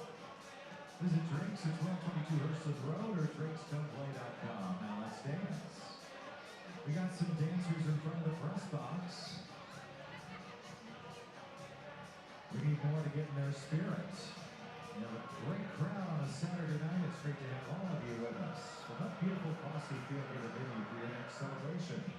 Like one of our Grand Slam picnics, and you and your guests will receive an exclusive Otters special edition hat. If you'd like to be a part of an upcoming Evansville Otters home game, it's simple to EvansvilleOtters.com or call 812-435-8686. More dancers way up there in the top row. Some great dancing on a Saturday night from Bosse Field. 4-2 lead for the Otters over the Grays on Wizards night at the ballpark. Evansville looking to continue this only 6-game homestand in July with another win. They're 4-1 so far on, or 3-1 so far on the homestand. Otters have won 6 of their last 7 here at Bosse Field. They lead 4-2. 2 runs for the Otters in the second inning, 2 more in the 5th on a Broughton home run. Grays, though, cut the lead in half with 2 in the top of the 6th. Clark Davenport will stay out for the bottom of the 6th inning. He will face Yomar Reyes. The Otters look to respond after the 2 in the top half by Empire State. Davenport throws. Reyes takes a strike on the outer third, 0-1. Well, it's time for a check of the WJPS 107.1 out-of-town scoreboard this Saturday night across the Frontier League. The 0-1. Outside, 1-1. How about Lucas? Gateway is having the worst road trips of all road trips. They have lost again. They are 0-5 on their 6-game road swing to the East Coast. They lose 4-2 to Sussex County tonight. 1-1 is chopped foul right side, and look out in the seats. It bounces into the sweet boxes and picked up by a fan. 1-2. And with that result, Otters sit just 2 games even back behind them. Grizzlies currently in first, Otters in third. Schaumburg in that tight race as well, but Evansville chance to move to just a game and a half back here if they win tonight. 5 lost in a row by Gateway. 1-2 to Reyes. Just misses. 2 balls and 2 strikes. I mean, I feel bad for the Grizzlies. Obviously, Otters fans don't feel bad for the Grizzlies, but that is knowing, traveling on those 6-game road trips to the East Coast, losing your first 5 games, that is tough. Reyes drives one into center field. Back is Holmes at the track, looking up. It's over his head, off the base of the ivy wall. Reyes into second with his second double of the day.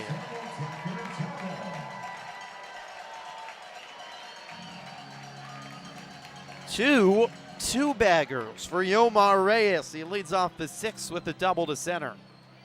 Yeah, a ball that didn't have a ton of height on it, really a line drive shot. Came off the bat of Reyes, though, at 107 miles per hour, and it just kept carrying. No chance for Holmes out there in center. Ball banged off the wall pretty hard. Brings up Aaron Beck with Reyes at second and nobody out here in the bottom of the 6th. 4-2 lead for the Otters over the Grays.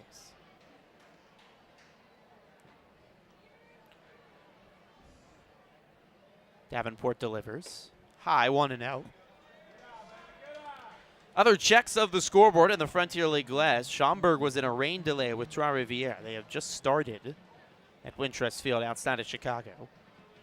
Boomers won last night, looking to clinch that series against the Eagles, who have the 2nd worst record in the league, only after Empire State. 1-0, swing and a miss. Beck takes a hefty hack, 1-1.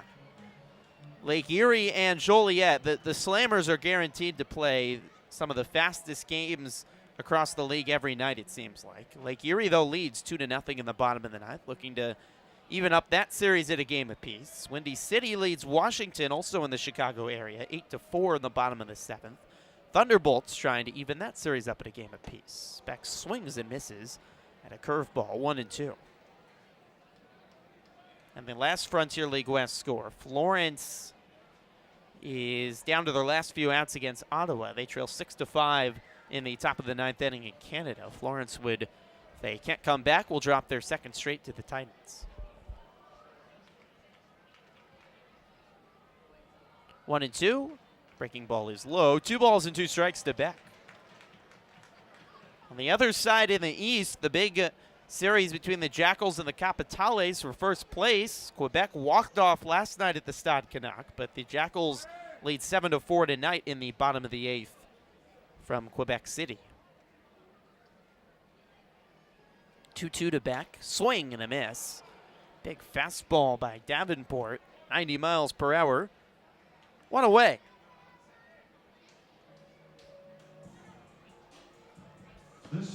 I'll bring up George Khalil.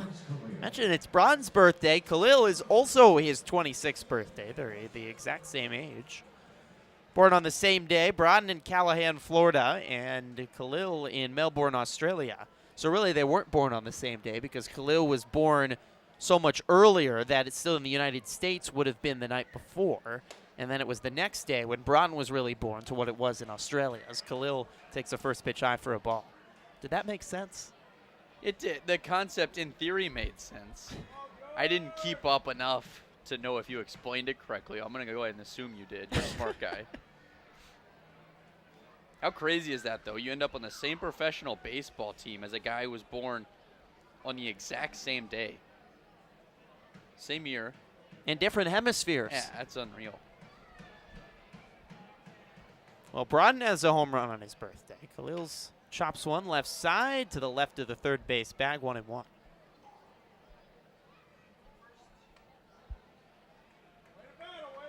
Both turning 26. That's about in your prime, isn't it? I think they're hitting their prime.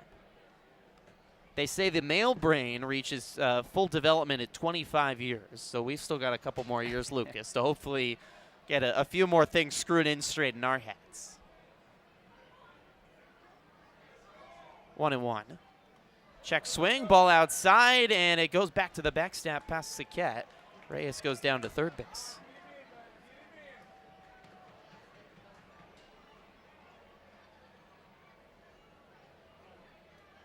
Reyes at third, 2-1 count to the birthday boy, Khalil. Otters have a lot of late August birthdays. Aaron Beck will be having his birthday in just a few days on the 26th. Tim Holdgrafer and Hunter Clucky will also have their birthdays by the end of next week on our road trip. We might have to buy a cake. 2-1, swing and a miss, 2-2. July is a great time to have a birthday. Especially right now. Lots to celebrate if you're an Evansville Otter. 2-2 count to Khalil, who calls time. Infield is in for Empire State. Their toes on the edge of the grass with Reyes at first and one out in the bottom of the sixth. 4-2 the Otters lead.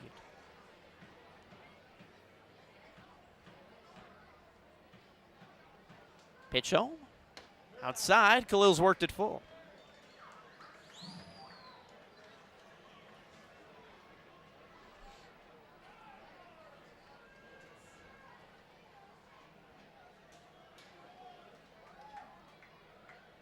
And the payoff. Outside corner, strike three called.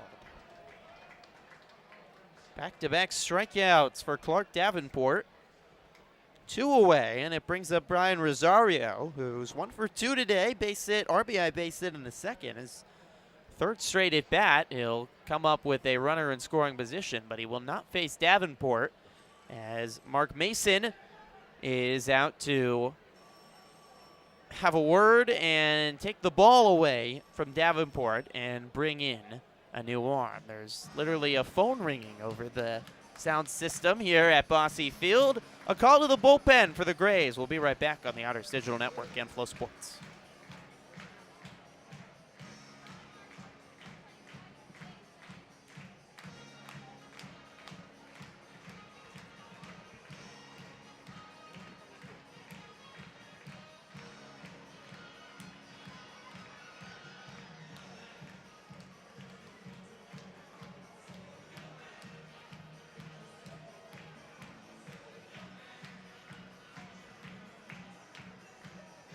Empire State called the bullpen. 11 Zach Geddes in the fifth.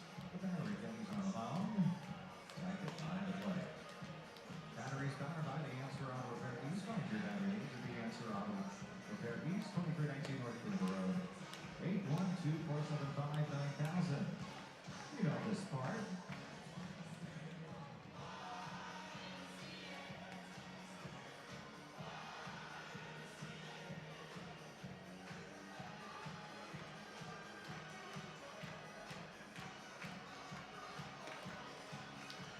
Zach Geddes into the ballgame for Empire State in the bottom of the sixth inning. Lefty from Pennsylvania will try to get the last out of the bottom of the sixth inning.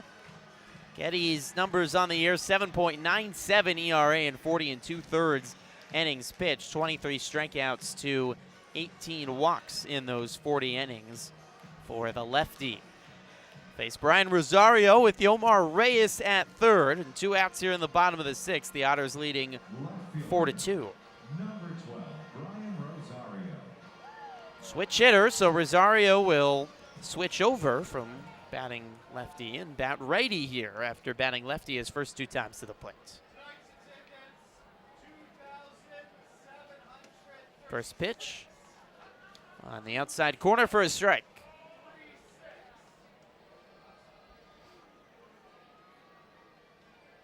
Getty's the ball behind his back. Dark brown glove sets on his hip. Now sets at the chest. Rocks back and fires. Outside, 1-1. Yeah, Rosario the switch hitter, but Mark Mason just working the numbers in this matchup. Brian Rosario hitting .261 against right-handed pitchers, just .138 against lefties, making the switch hitter bat right-handed here.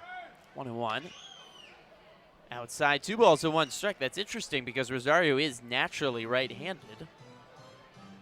Told me that a childhood friend advised him to be a switch hitter still when he was in Little League.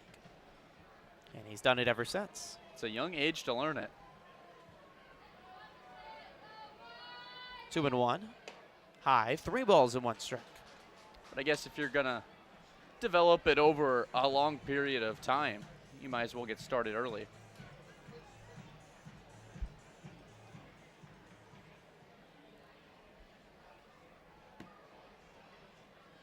Three and 1 count. Getty's throws. Fouled off the screen and bouncing over the heads of the Otters in the dugout. And out to be retrieved by Eddie the ball boy. I was told the ball boys, if they make the catch on a ball that hits off the screen, they catch it in the air, they get a prize from Andy McCauley. That one was a little too far out of anyone's reach. The payoff, check swing and a ball in the dirty, went around, picked up by the catcher Saquette, throw to first, in time to beat Rosario. 3 straight strikeouts to end the inning. Reyes a leadoff double, but the Otters can't score him. We go to the 7th, 4-2. The Otters lead on the Evansville Otters Digital Network and Flow Sports. Fans, who wants a t-shirt? You need to get on your feet and make some noise and perhaps an autograph. And our staff will give you a t-shirt. Only to the loudest, proudest, craziest Otter fans here at Bosse Field.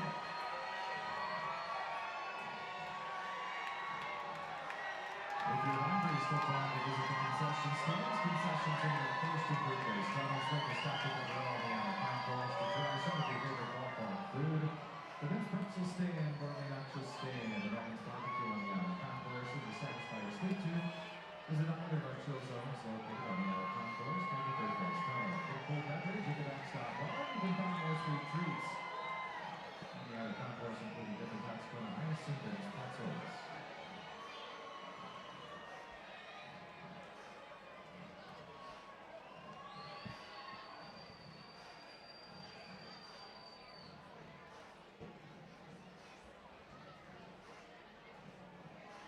Wishing a happy 6th birthday to Matthew here at the ballpark.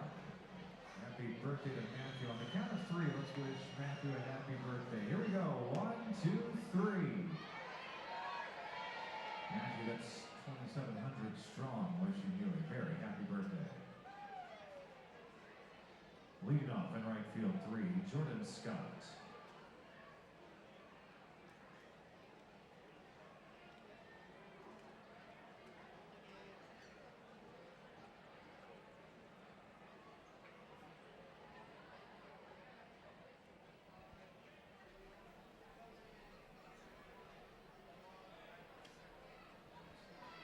Jordan Scott leads off the top of the 7th inning for Empire State as Evansville leads 4-2 over the Grays. Scott takes the first pitch outside from Kevin Davis for a ball. 1-0 home from the righty. On the outside corner for a strike, 1-1.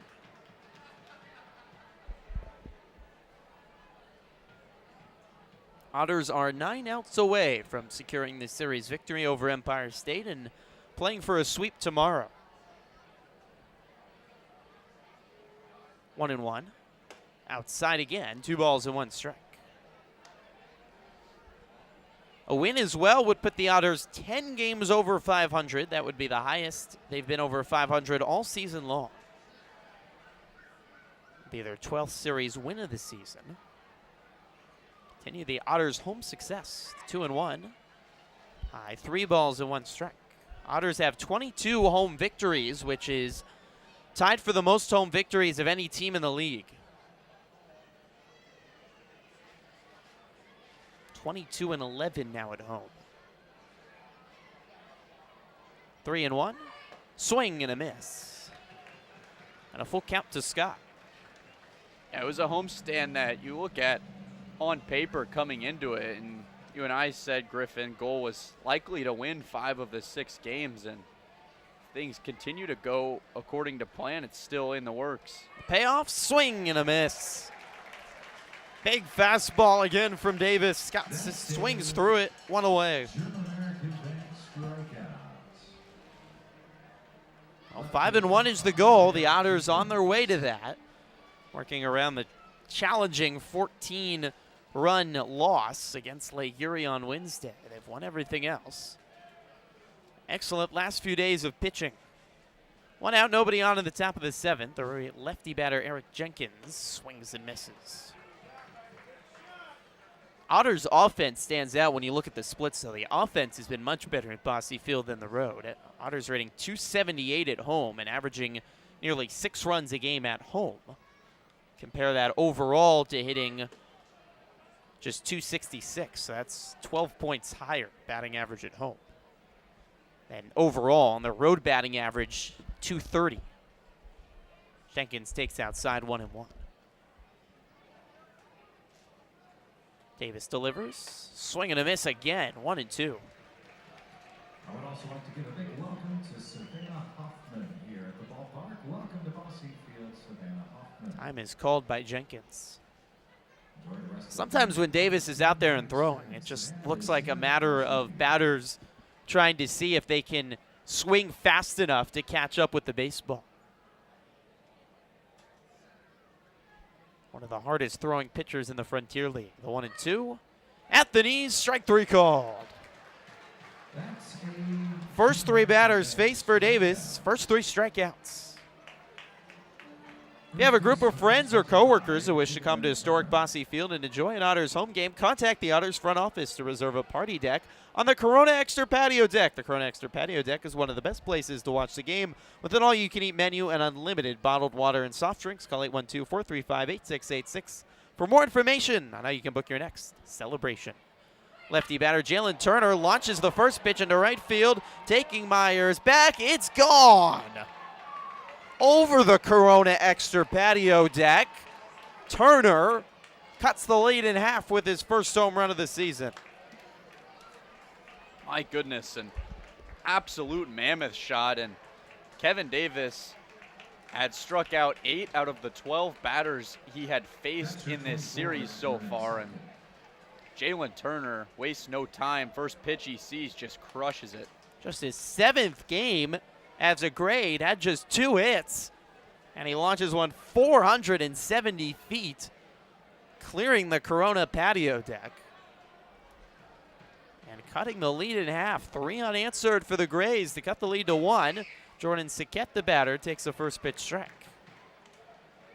And that is the first run that Kevin Davis has allowed at home all season. He'd gone 20 innings pitched here at home without allowing a run. Saquette takes high 1-1. Impressive run, but it ends on a big home run by Turner.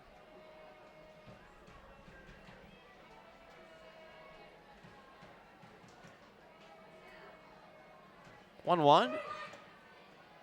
right down the middle. 1 ball and 2 strikes on a breaking ball.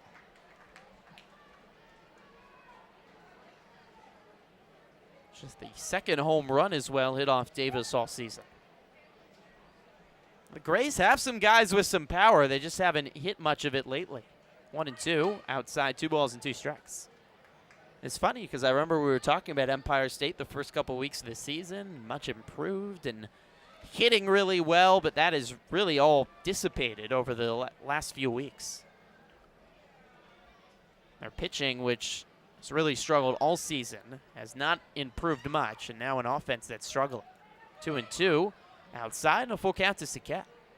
And as far as establishing consistent power in terms of hitting home runs, you know, you're playing in a new ballpark every 3 games, so not a easy thing to get used to. I mean, there's real no rhythm up there. And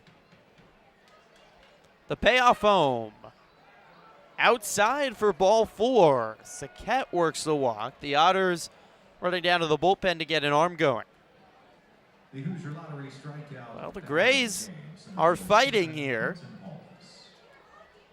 A 2-out, 2 RBI double by Manny Garcia in the 6th, and a solo home run by Jalen Turner here in the 7th. They've scored 3 unanswered to trim the deficit to 1. And Max Peterson walking out, the Otters pitching coach, to discuss with Kevin Davis in the Otters infield. Leone De La Cruz, the all-star lefty, is warming in the Evansville bullpen.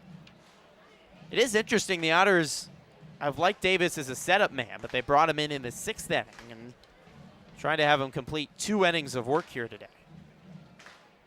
Davis at 21 pitches.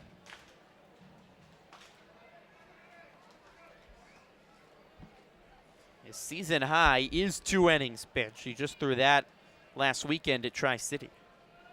There are 52 pitches in that outing, though. He's just at 21 here today. 1 on 2 outs for the righty Quentin Holmes. He takes the first pitch strike on the inside corner.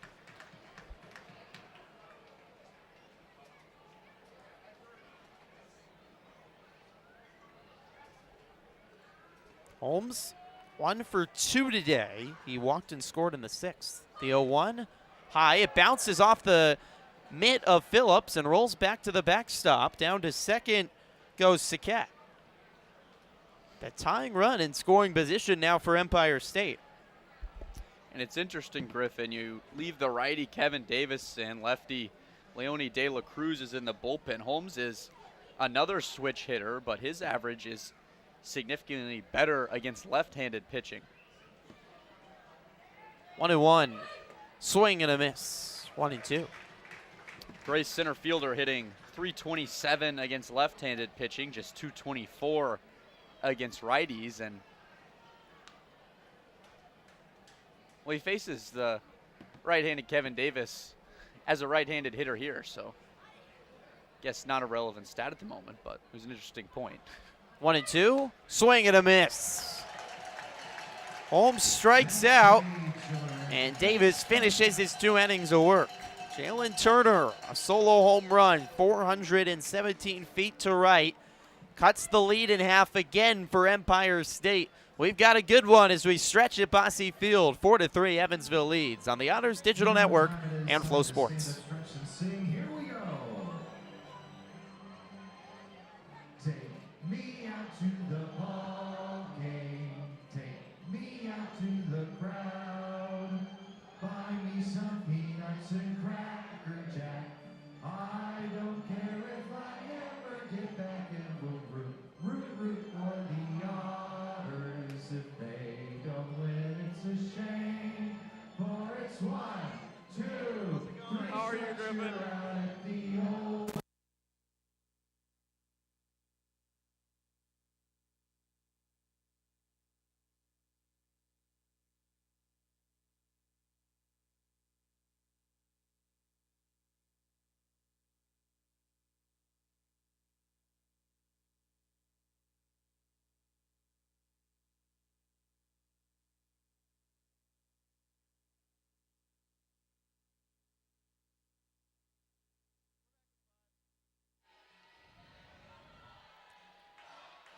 Frontier League Baseball on Flow Sports is brought to you by Bud Light. 7th inning stretch at Bosse Field, a little Sweet Caroline as well. Lovely Saturday night for baseball in front of 2,736 fans this evening. Empire State fighting, though. They trailed 4-0. They've scored 3 unanswered. The Otters' offense, which has been so good all homestand, try to build some daylight here in the 7th inning. This has been the Otters' preferred inning of late. That included last night when the Otters put the game away with 3 runs in the 7th. Also included on Thursday night when the Otters scored 7 runs in the 7th inning. So the Otters have scored 10 runs in the 7th inning over the last 2 games. They're looking for more here with Noah Myers to lead off. It's a bunt right back up the middle, picked up by the catcher. Saquette throw to first in time to beat Myers 1 away. Myers going for the bunt sneak attack. Saquette ready for it. That was a good bunt, died just out beyond the dirt in the infield grass. Saquette quick up and out of his crouch, though, and makes a really good throw. 1 out, it brings up Josh Brodin.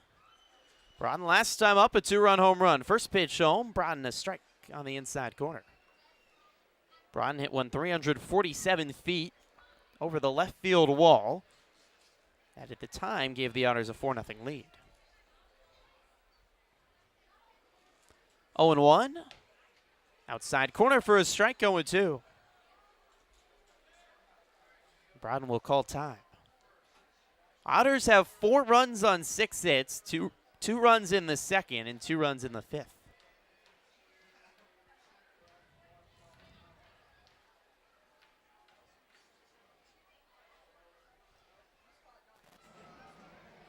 Oh, and 2. Outside, 1 ball and 2 strikes.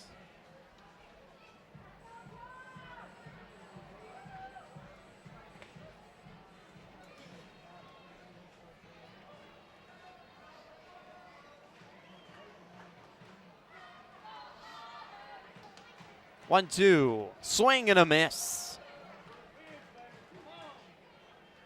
Otters have struck out 13 times today. I saw a lot of strikeouts in the Lake Erie series as well, but Sandberg, he was electric on the mound in his start and looked like a strikeout pitcher here tonight with his really good stuff. It's 12 strikeouts. Kona Quiggle stands in and takes a first pitch strike. 0-1, but you strike out that many times, you runners on, it's just hard to advance them, and it's hard to get runs across.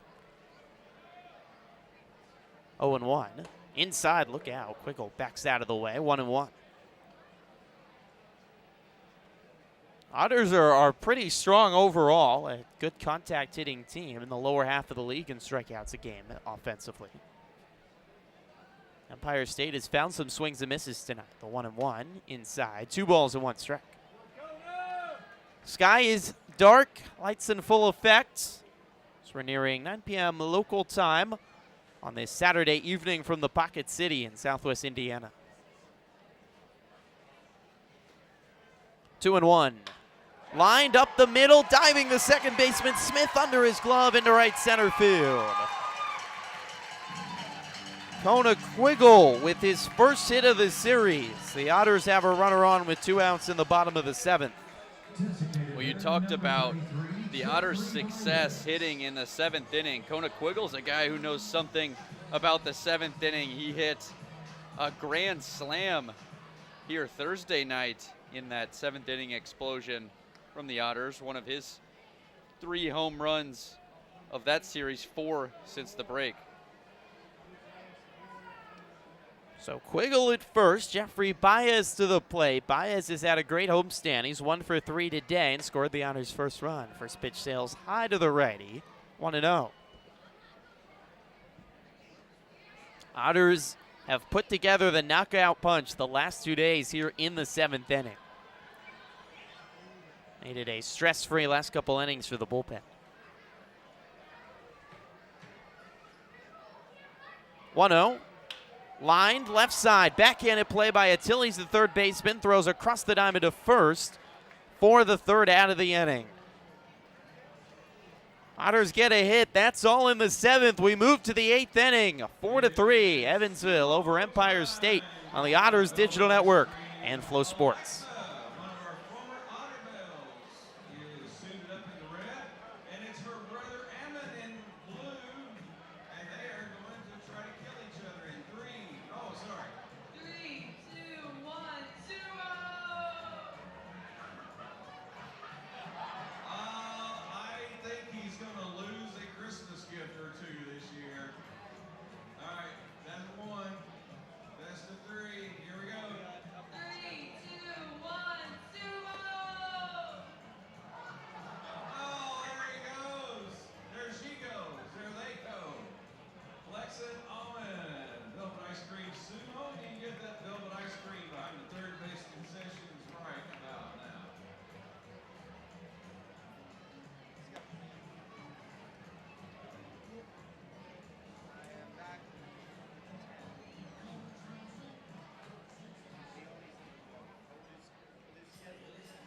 Evansville called the bullpen.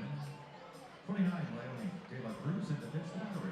Cruz is on the mound. So it's 5. Welcome back to Bosse Field. It's time to take a look at the upcoming schedules for both sides. Otters and the Grays will play one more tomorrow evening, 5:05 first pitch for a Sunday. Scheduled off day on Monday for Evansville, and then 3 games at Lake Erie. It'll be 2 morning games at 10:05 Central Time on Tuesday and Wednesday, 6:05 Central Time on Thursday, and then the Otters at the New York Boulders next weekend. For Lake Erie, it'll be at Trois Rivières this upcoming week, 6:05 Eastern Time for all 3 of those starts, and then they're at New Jersey next weekend. That's the upcoming schedule. Here this evening, it's a 4-3 lead for Evansville over Empire State, and the lefty Leone De La Cruz into the ball game for the Otters. The All-Star making his 24th appearance of the season, 1.96 ERA, 42 strikeouts in 23 innings pitched. He has the best strikeout percentage in the Frontier League. Just his 3rd appearance since the All-Star break. First pitch home to Jalen Smith, a strike at the knees. Fastball, slider, changeup for De La Cruz. His last outing, 1 clean inning, 1-2-3 inning pitched against Lake Erie Tuesday. The 0-1 popped up on the right side of the infield. Looking up is Aaron Beck, the first baseman, who makes the catch. That's actually John Dyer, who's replaced Aaron Beck at first base. 1 out. So Dyer, a defensive substitution here for Beck in the 8th, and as the ball often does, it finds him right away.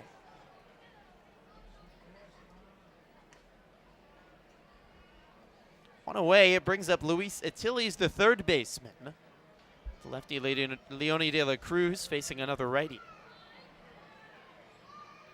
De La Cruz fires, Atiles swings and misses, 0-1. De La Cruz pitched in the All-Star game for the Otters, so he's not had as much time off as much of the other Otters, and therefore hasn't pitched as much since the All-Star break. Such a big weapon for Evansville in their pen. The 0-1 inside, 1 ball and 1 strike.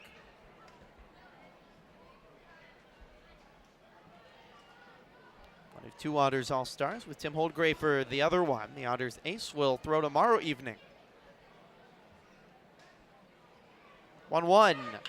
Line down the left field line over the glove of Reyes into left field.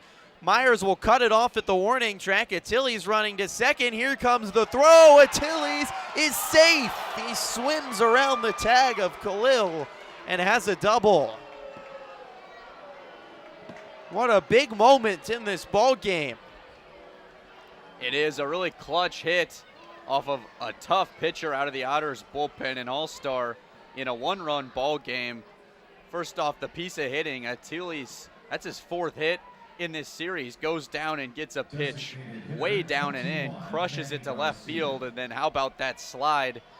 You said it, the swim move, really athletic, heads-up slide, and the throw had him beat by 2 or 3 steps, but really good awareness on the base pass there.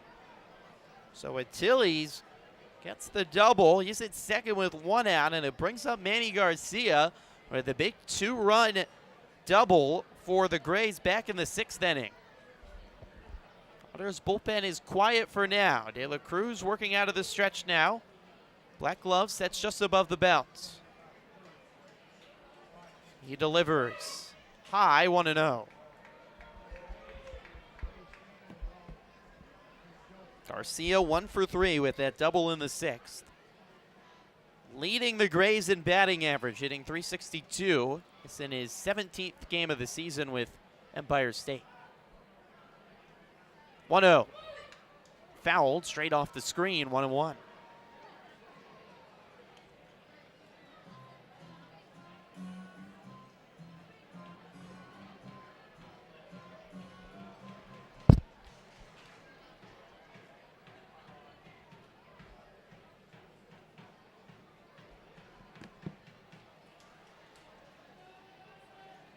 De La Cruz delivers. A half-hearted swing and miss by Garcia. The backdoor slider from De La Cruz, 1-2. Yeah, I think Garcia was expecting fastball there, and you said it half-hearted. He really reluctantly took that swing, but he knew De La Cruz had beat him in that matchup.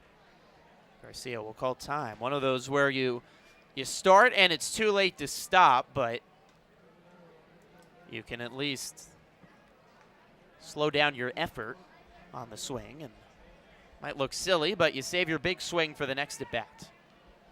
1-2 count. The delivery popped up on the infield. Dyer looking up. The first baseman on the grass makes the grab. 2 away.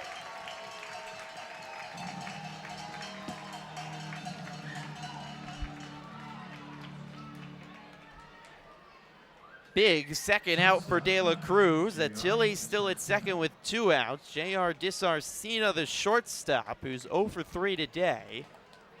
And 1 for 7 on the series comes to the plate. He was a Frontier League All-Star, hitting just under 250. Tying run at second for Empire State. De La Cruz trying to close out the 8th.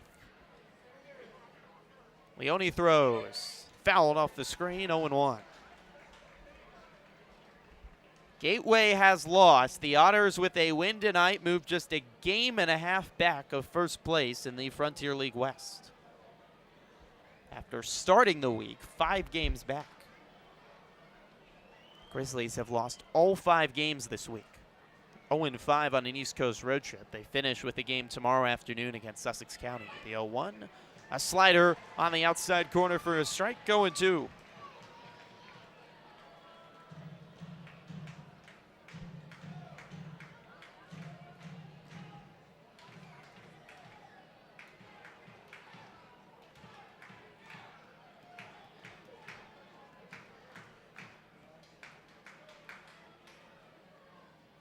The 0-2. Pitch inside, check swing. Disarcina held up. Appeal down to first. James Purnell concludes he held up. I think that's the right call. It is. It's a tough pitch to hold off on. A slider that looks like it's in the zone almost its entire way as it's approaching the plate, and then it just falls off at the last second. 1-2. Chopper, right side. Dyer backhands it. He thought about tossing. Now he holds it. Nowhere to go. Everyone's safe. Achilles advances to third. Disarcina safe at first. More miscommunication between first baseman and pitcher. And the Grays, chances continue here in the top of the 8th. Well, Dyer replacing Beck in the inning, and again, just didn't seem, Lucas, like pitcher and first baseman on the same page. Yeah, I don't think De La Cruz got the best jump off the mound to cover first, but also Dyer was quite a ways away from the bag. I think he likely should have just immediately tried to step on it himself. First pitch to Jordan Scott, another slider on the outer third for a strike, 0-1. Beck and Braden Scott, back early in the game, had a little miscommunication at first base as well that helped lead to an infield base hit. 0-1. Inside, and Scott raises up the arms to get out of the way of it. 1-1.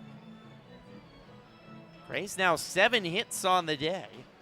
3 runs. The tying run at third for Empire State. The go-ahead run at first with 2 outs in the top of the 8th. The Otters leading 4-3.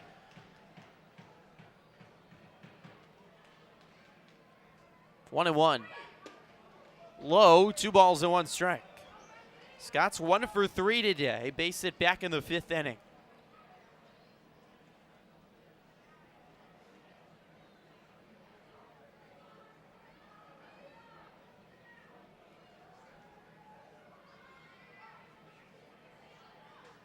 Two 1.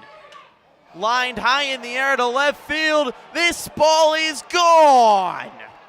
Over both billboards, Jordan Scott has given Empire State the lead.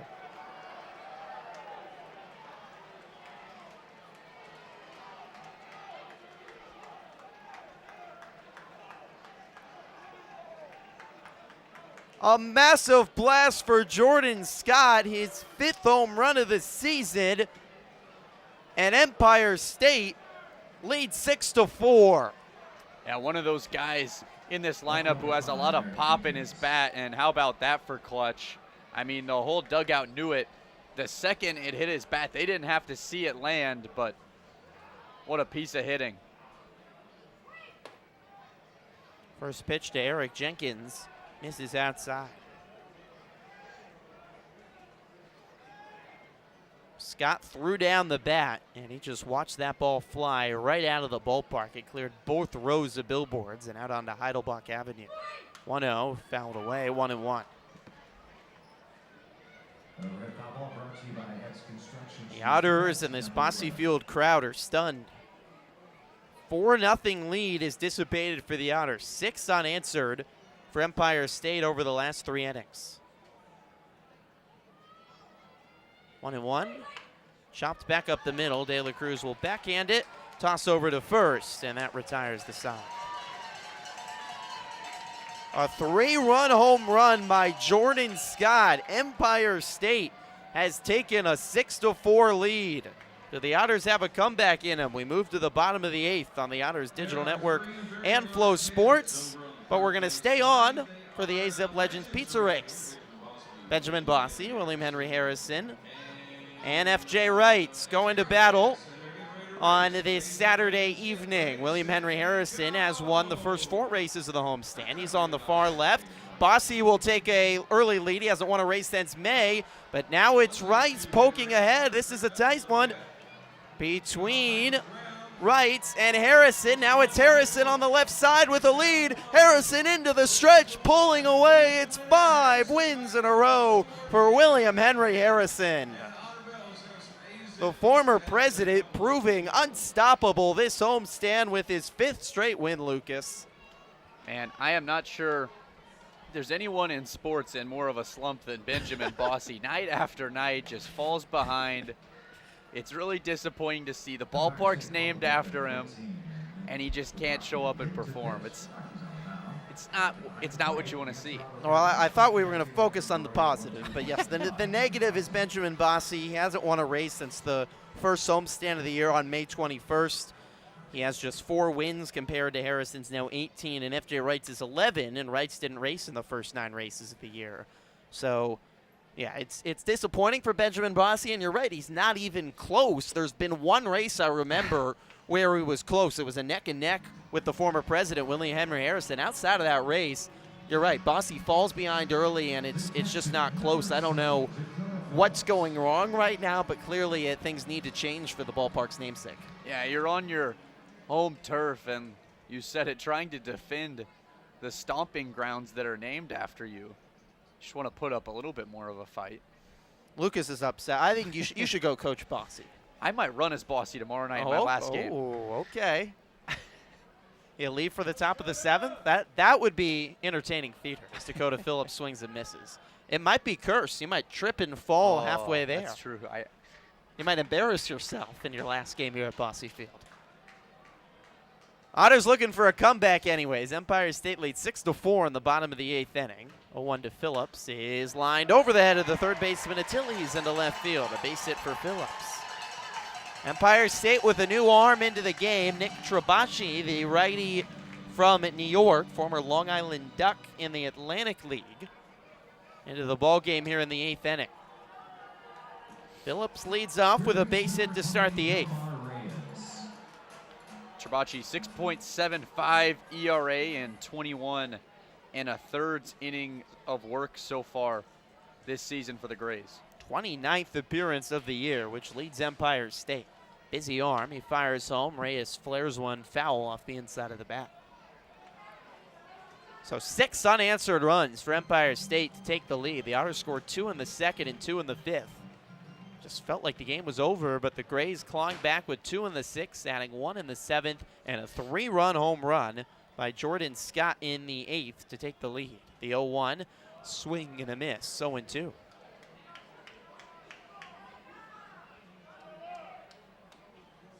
Empire State just 11 and 46. They've only won 1 series all year, but they have been respectable this year compared to last year when they won just 6 games. Occasionally, typically once a week or so, taking a game off a team. They've already won a game this week against Windy City, trying to make it 2. 0-2 to Reyes. inside, and it hit him. It hit off the catcher, Saquette, as well. And the Otters have a great opportunity to get right back here in the bottom of the 8th. The tying run is aboard. The go-ahead run comes to the plate, and John Dyer. Well, no team in the Frontier League this year has been hit as much as the Evansville Otters, and what a time for it to occur once again. Creates a really big opportunity for him here in the bottom of the 8th. Dyer was a defensive substitution for Beck in the top half of the inning. Now he steps to the plate in a massive spot. Phillips at second, Reyes at first. Nobody out in the bottom of the 8th, and Empire State leading 6-4. Dyer hitting .250 on the year, 10 hits in 11 games. Delivery, Dyer shows bunt, and it bounces off home plate.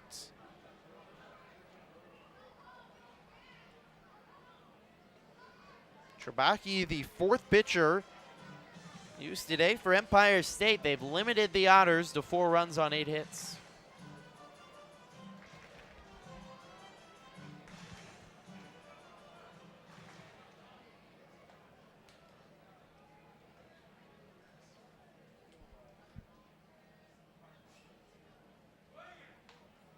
The 0-1, Dyer shows bunt again, pulls it back, but it's a strike on the inner third, 0-2. Yeah, tough break there. Made the first bunt attempt on a breaking ball, and if you're going to try to bunt a curveball, you kind of just want to let it fall onto your bat and you help it settle down as opposed to attacking it while the ball is still breaking. Trabacchi readies. Peeks back at second. Long look back. Another look back. And he steps off. You could tell that Trabacchi was out of rhythm, peeking back at Dakota Phillips at second base. And that was a strategic wheel move right there because John Dyer showed bunt when he lifted his leg. The 0-2, Dyer shows bunt, lunges at it, and fouls it, and he's out. How rare do you see that? A foul out by Dyer, bunting on strike 2. And Trabacchi saw bunt on that pickoff move, allows him to elevate the pitch up and out a little bit more than he maybe would have, and he'll take that. That's a big out for the Grays to get. So the Otters fail to advance the runner, and now the Otters are going to pinch hit here for George Koo. Ethan Skinder is going to come off the bench and pinch hit. Ladies and gentlemen, Skinder having the day off, the second baseman, but he's going to pinch hit here for the shortstop, Khalil.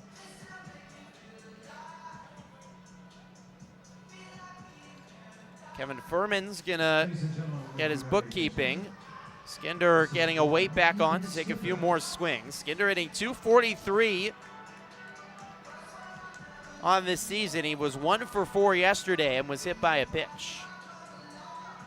Yeah, 2 for 13 here in the homestand. And Andy McCauley gives him the nod in. Really big opportunity here with 1 out and 2 on. 2 on, 1 out. Otters trail 6-4 in the bottom of the 8th inning. Trabacchi delivers. Low, ball bounces away from Saquette behind him, picks it back up on the edge of the grass. Everyone stays put. Reyes, the game-tying run at first base. Phillips at second.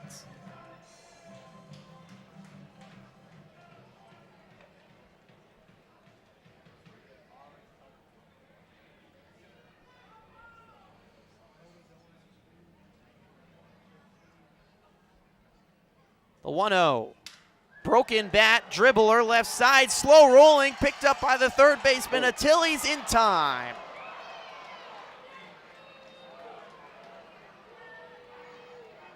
A really slow dribbler by Skinder. Achilles had to deal with traffic in his face with Phillips running right in front of him. Able to just barely, with the throw, beat Skinder down the line. 2 outs, though both runners advance.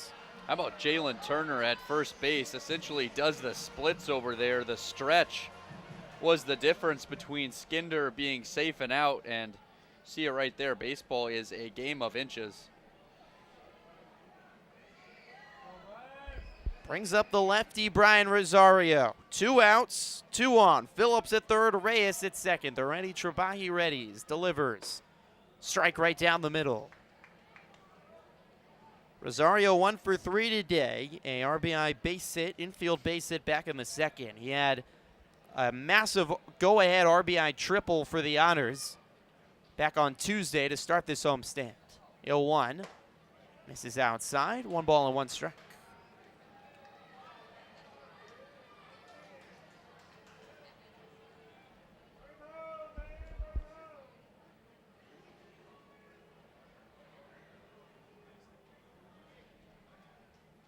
One and one. Outside corner. Strike 2.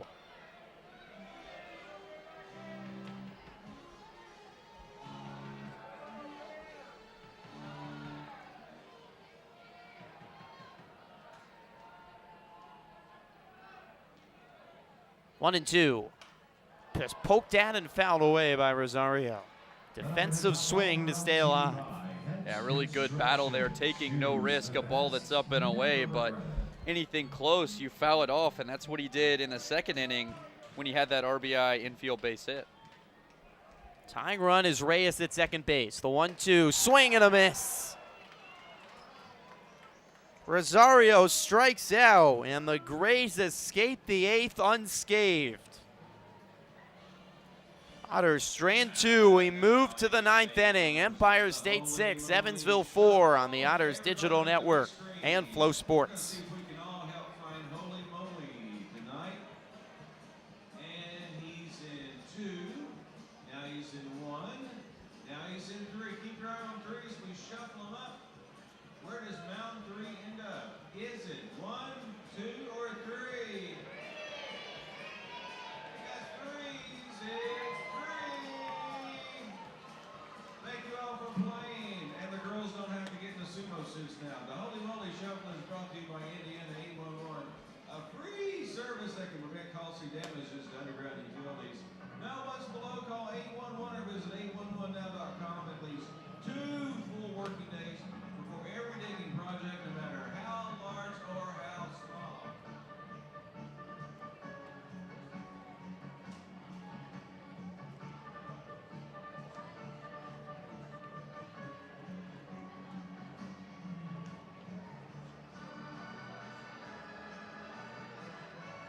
Skinner remains in the game at shortstop for those of you scoring. Back at Bosse Field for the 9th inning. High drama this evening between the Otters and the Grays. A 3-run home run by Empire State's Jordan Scott to take the lead in the 8th inning. The Otters had their chance. They put 2 on in the 8th inning with nobody out, but could not score anyone. And the Otters go to the 9th trailing by 2 to the worst team in the league. Leone de la Cruz will stay in the ball game for the 9th. Otters have had some arms warming up in the bullpen, but De La Cruz will stay out here for the 9th inning. Just 20 pitches. He will face 8, 9, and 1 in the Empire State lineup, starting with Jalen Turner, the first baseman, who had the first home run of the day for Empire State. A 417 blast over the right field wall back in the 7th inning. First pitch to the lefty, swing and a miss. Now they keep the lefty-on-lefty matchup here for the Otters. Probably one of the reasons De La Cruz remains on the mound. Tyler Vale is warming in the Otters bullpen, a righty. 0-1. Beautiful front door slider on the inner third for his strike, 0-2. It'll be interesting to see once Saquette comes up to bat, a righty in the 9-hole, if they leave De La Cruz in or if they make that switch to Tyler Vale, who's been warming for a little bit. Otters have the top of the order due up in the 9th inning. Empire State has a righty warming up for the 9th. De La Cruz fires, look out, inside. Turner turns out of the way, 1-2.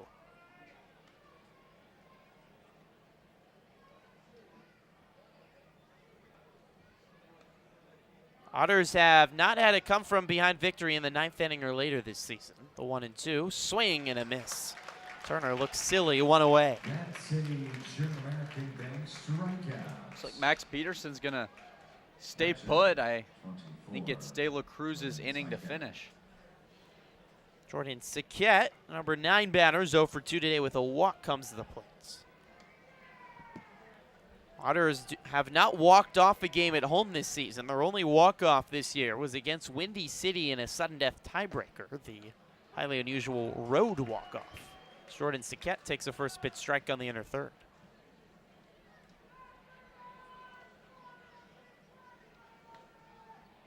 Oh and 1. Inside corner again, 0-2 to Saquette.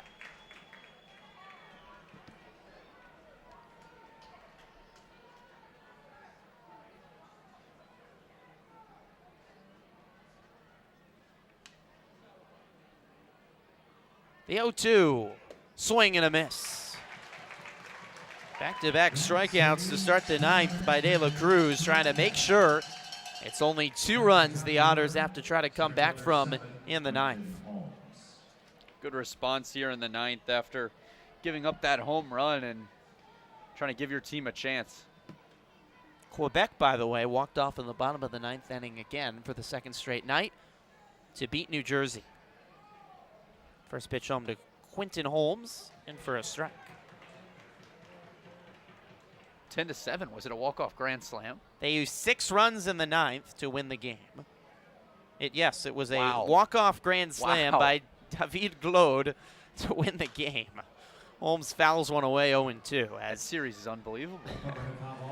Well, the Otters had the exact same result when they went up to Quebec. They got, well, almost the exact same result. They got walked off the first night, and they lost their lead in the 8th inning on Saturday night.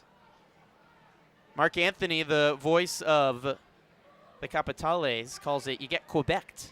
The 0-2 inside, 1-2. So that means the Capitales have passed the Jackals, and they're in first place in the Frontier League West. 6 runs in the 9th inning to walk off and win the game on a walk-off grand slam. After they walked off yesterday. It's absurd. 1-2. Sliders low, 2 balls and 2 strikes. Well, the Otters are hoping for some walk-off magic of their own.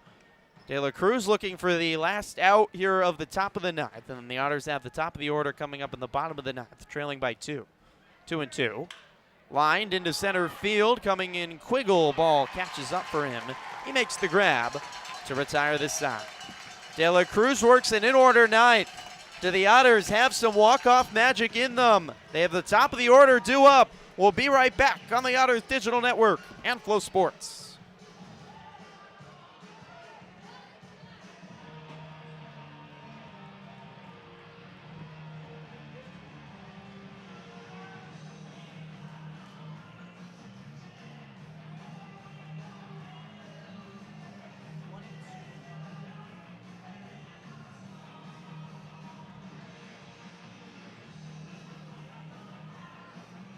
Call the bullpen, Empire City, 22, Tanner Cops.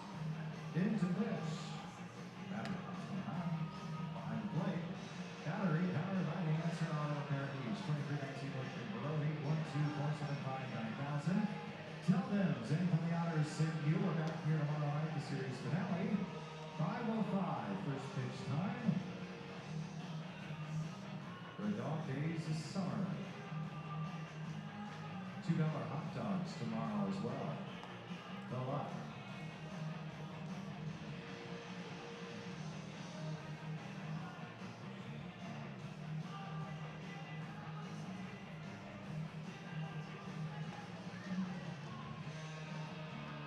Back to Bosse Field, bottom of the 9th inning. The Otters trail 6-4, trying to earn their first walk-off victory of the season. They'll face the Grays closer, Tanner Probst. He has 2 saves on the year, 19 appearances, 4.34 ERA, 21 strikeouts for Probst, 15 walks in 18 2/3. He has 2 of the 4 saves this season for the Grays. Just 1 appearance since the All-Star break. He worked 1 clean inning against Windy City. It's a big opportunity for Probst here too, because 2 of the 3 batters that are due up are left-handed hitters. Lefty pitcher to face first the lefty Noah Myers. Broughton on deck, Quiggle will follow. Myers 1 for 4 today. Black glove sets below the belt for Probst. He delivers. Slider on the outside corner for a strike.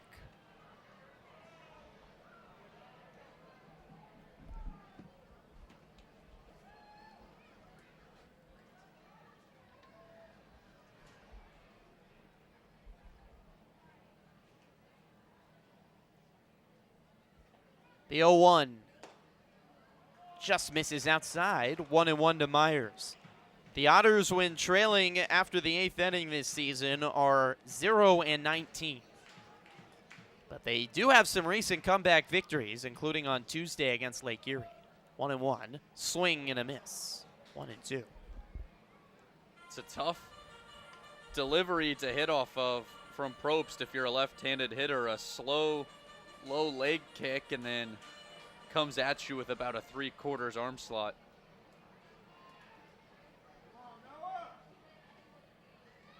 One and two. Right down the middle, strike 3 called. Probst strikes out Myers, looking to start the 9th inning. With a 2-run lead, the goal not even to get a runner on here for Empire State. Avoid the stress. Brings up Josh Brodden. Brand new Otter, just his 3rd game. He has his 2nd home run already as an Otter today. A solo home run in the 5th, 1 for 4. First pitch to the righty. A strike on the inside corner. Otters have 8 hits, but they haven't scored since the 2-run home run by Brodden in the 5th.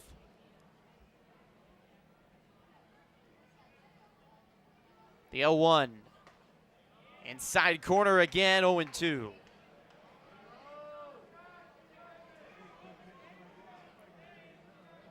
Empire State looking for its 12th win of the season and its 2nd win this week to force a rubber match tomorrow. 0-2. Chopped up the middle. Over to the right, the second baseman. Smith throw to first. Stretch by Turner to hold on to the baseball. 2 away. And it's down to Kona Quiggle here in the bottom of the 9th. Center fielder number 19, Kona Quiggle. Quiggle is 1 for 4 today. A base hit in the 7th. He was robbed of a home run in the 5th inning by the center fielder Quinton Holmes. He's had a massive week for the Otters, including a 2-home day Thursday. First pitch is fouled away.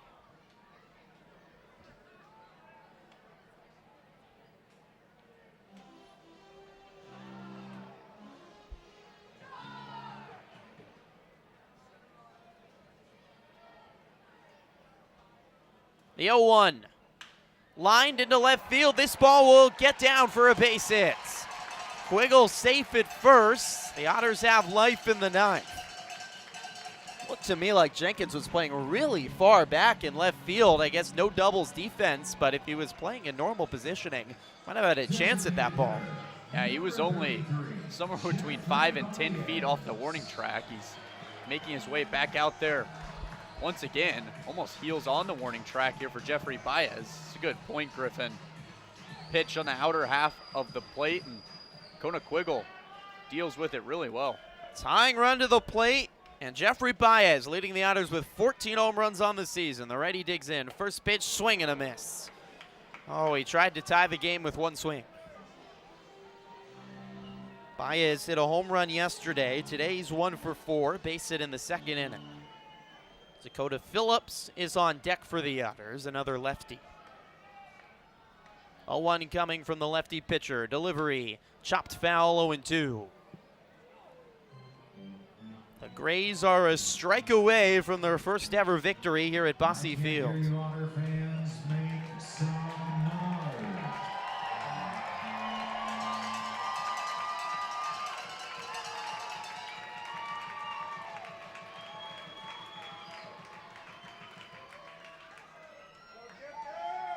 The 0-2.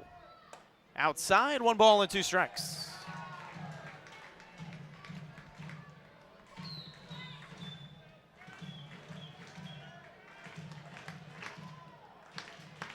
Probst working out of the stretch. Black glove flutters.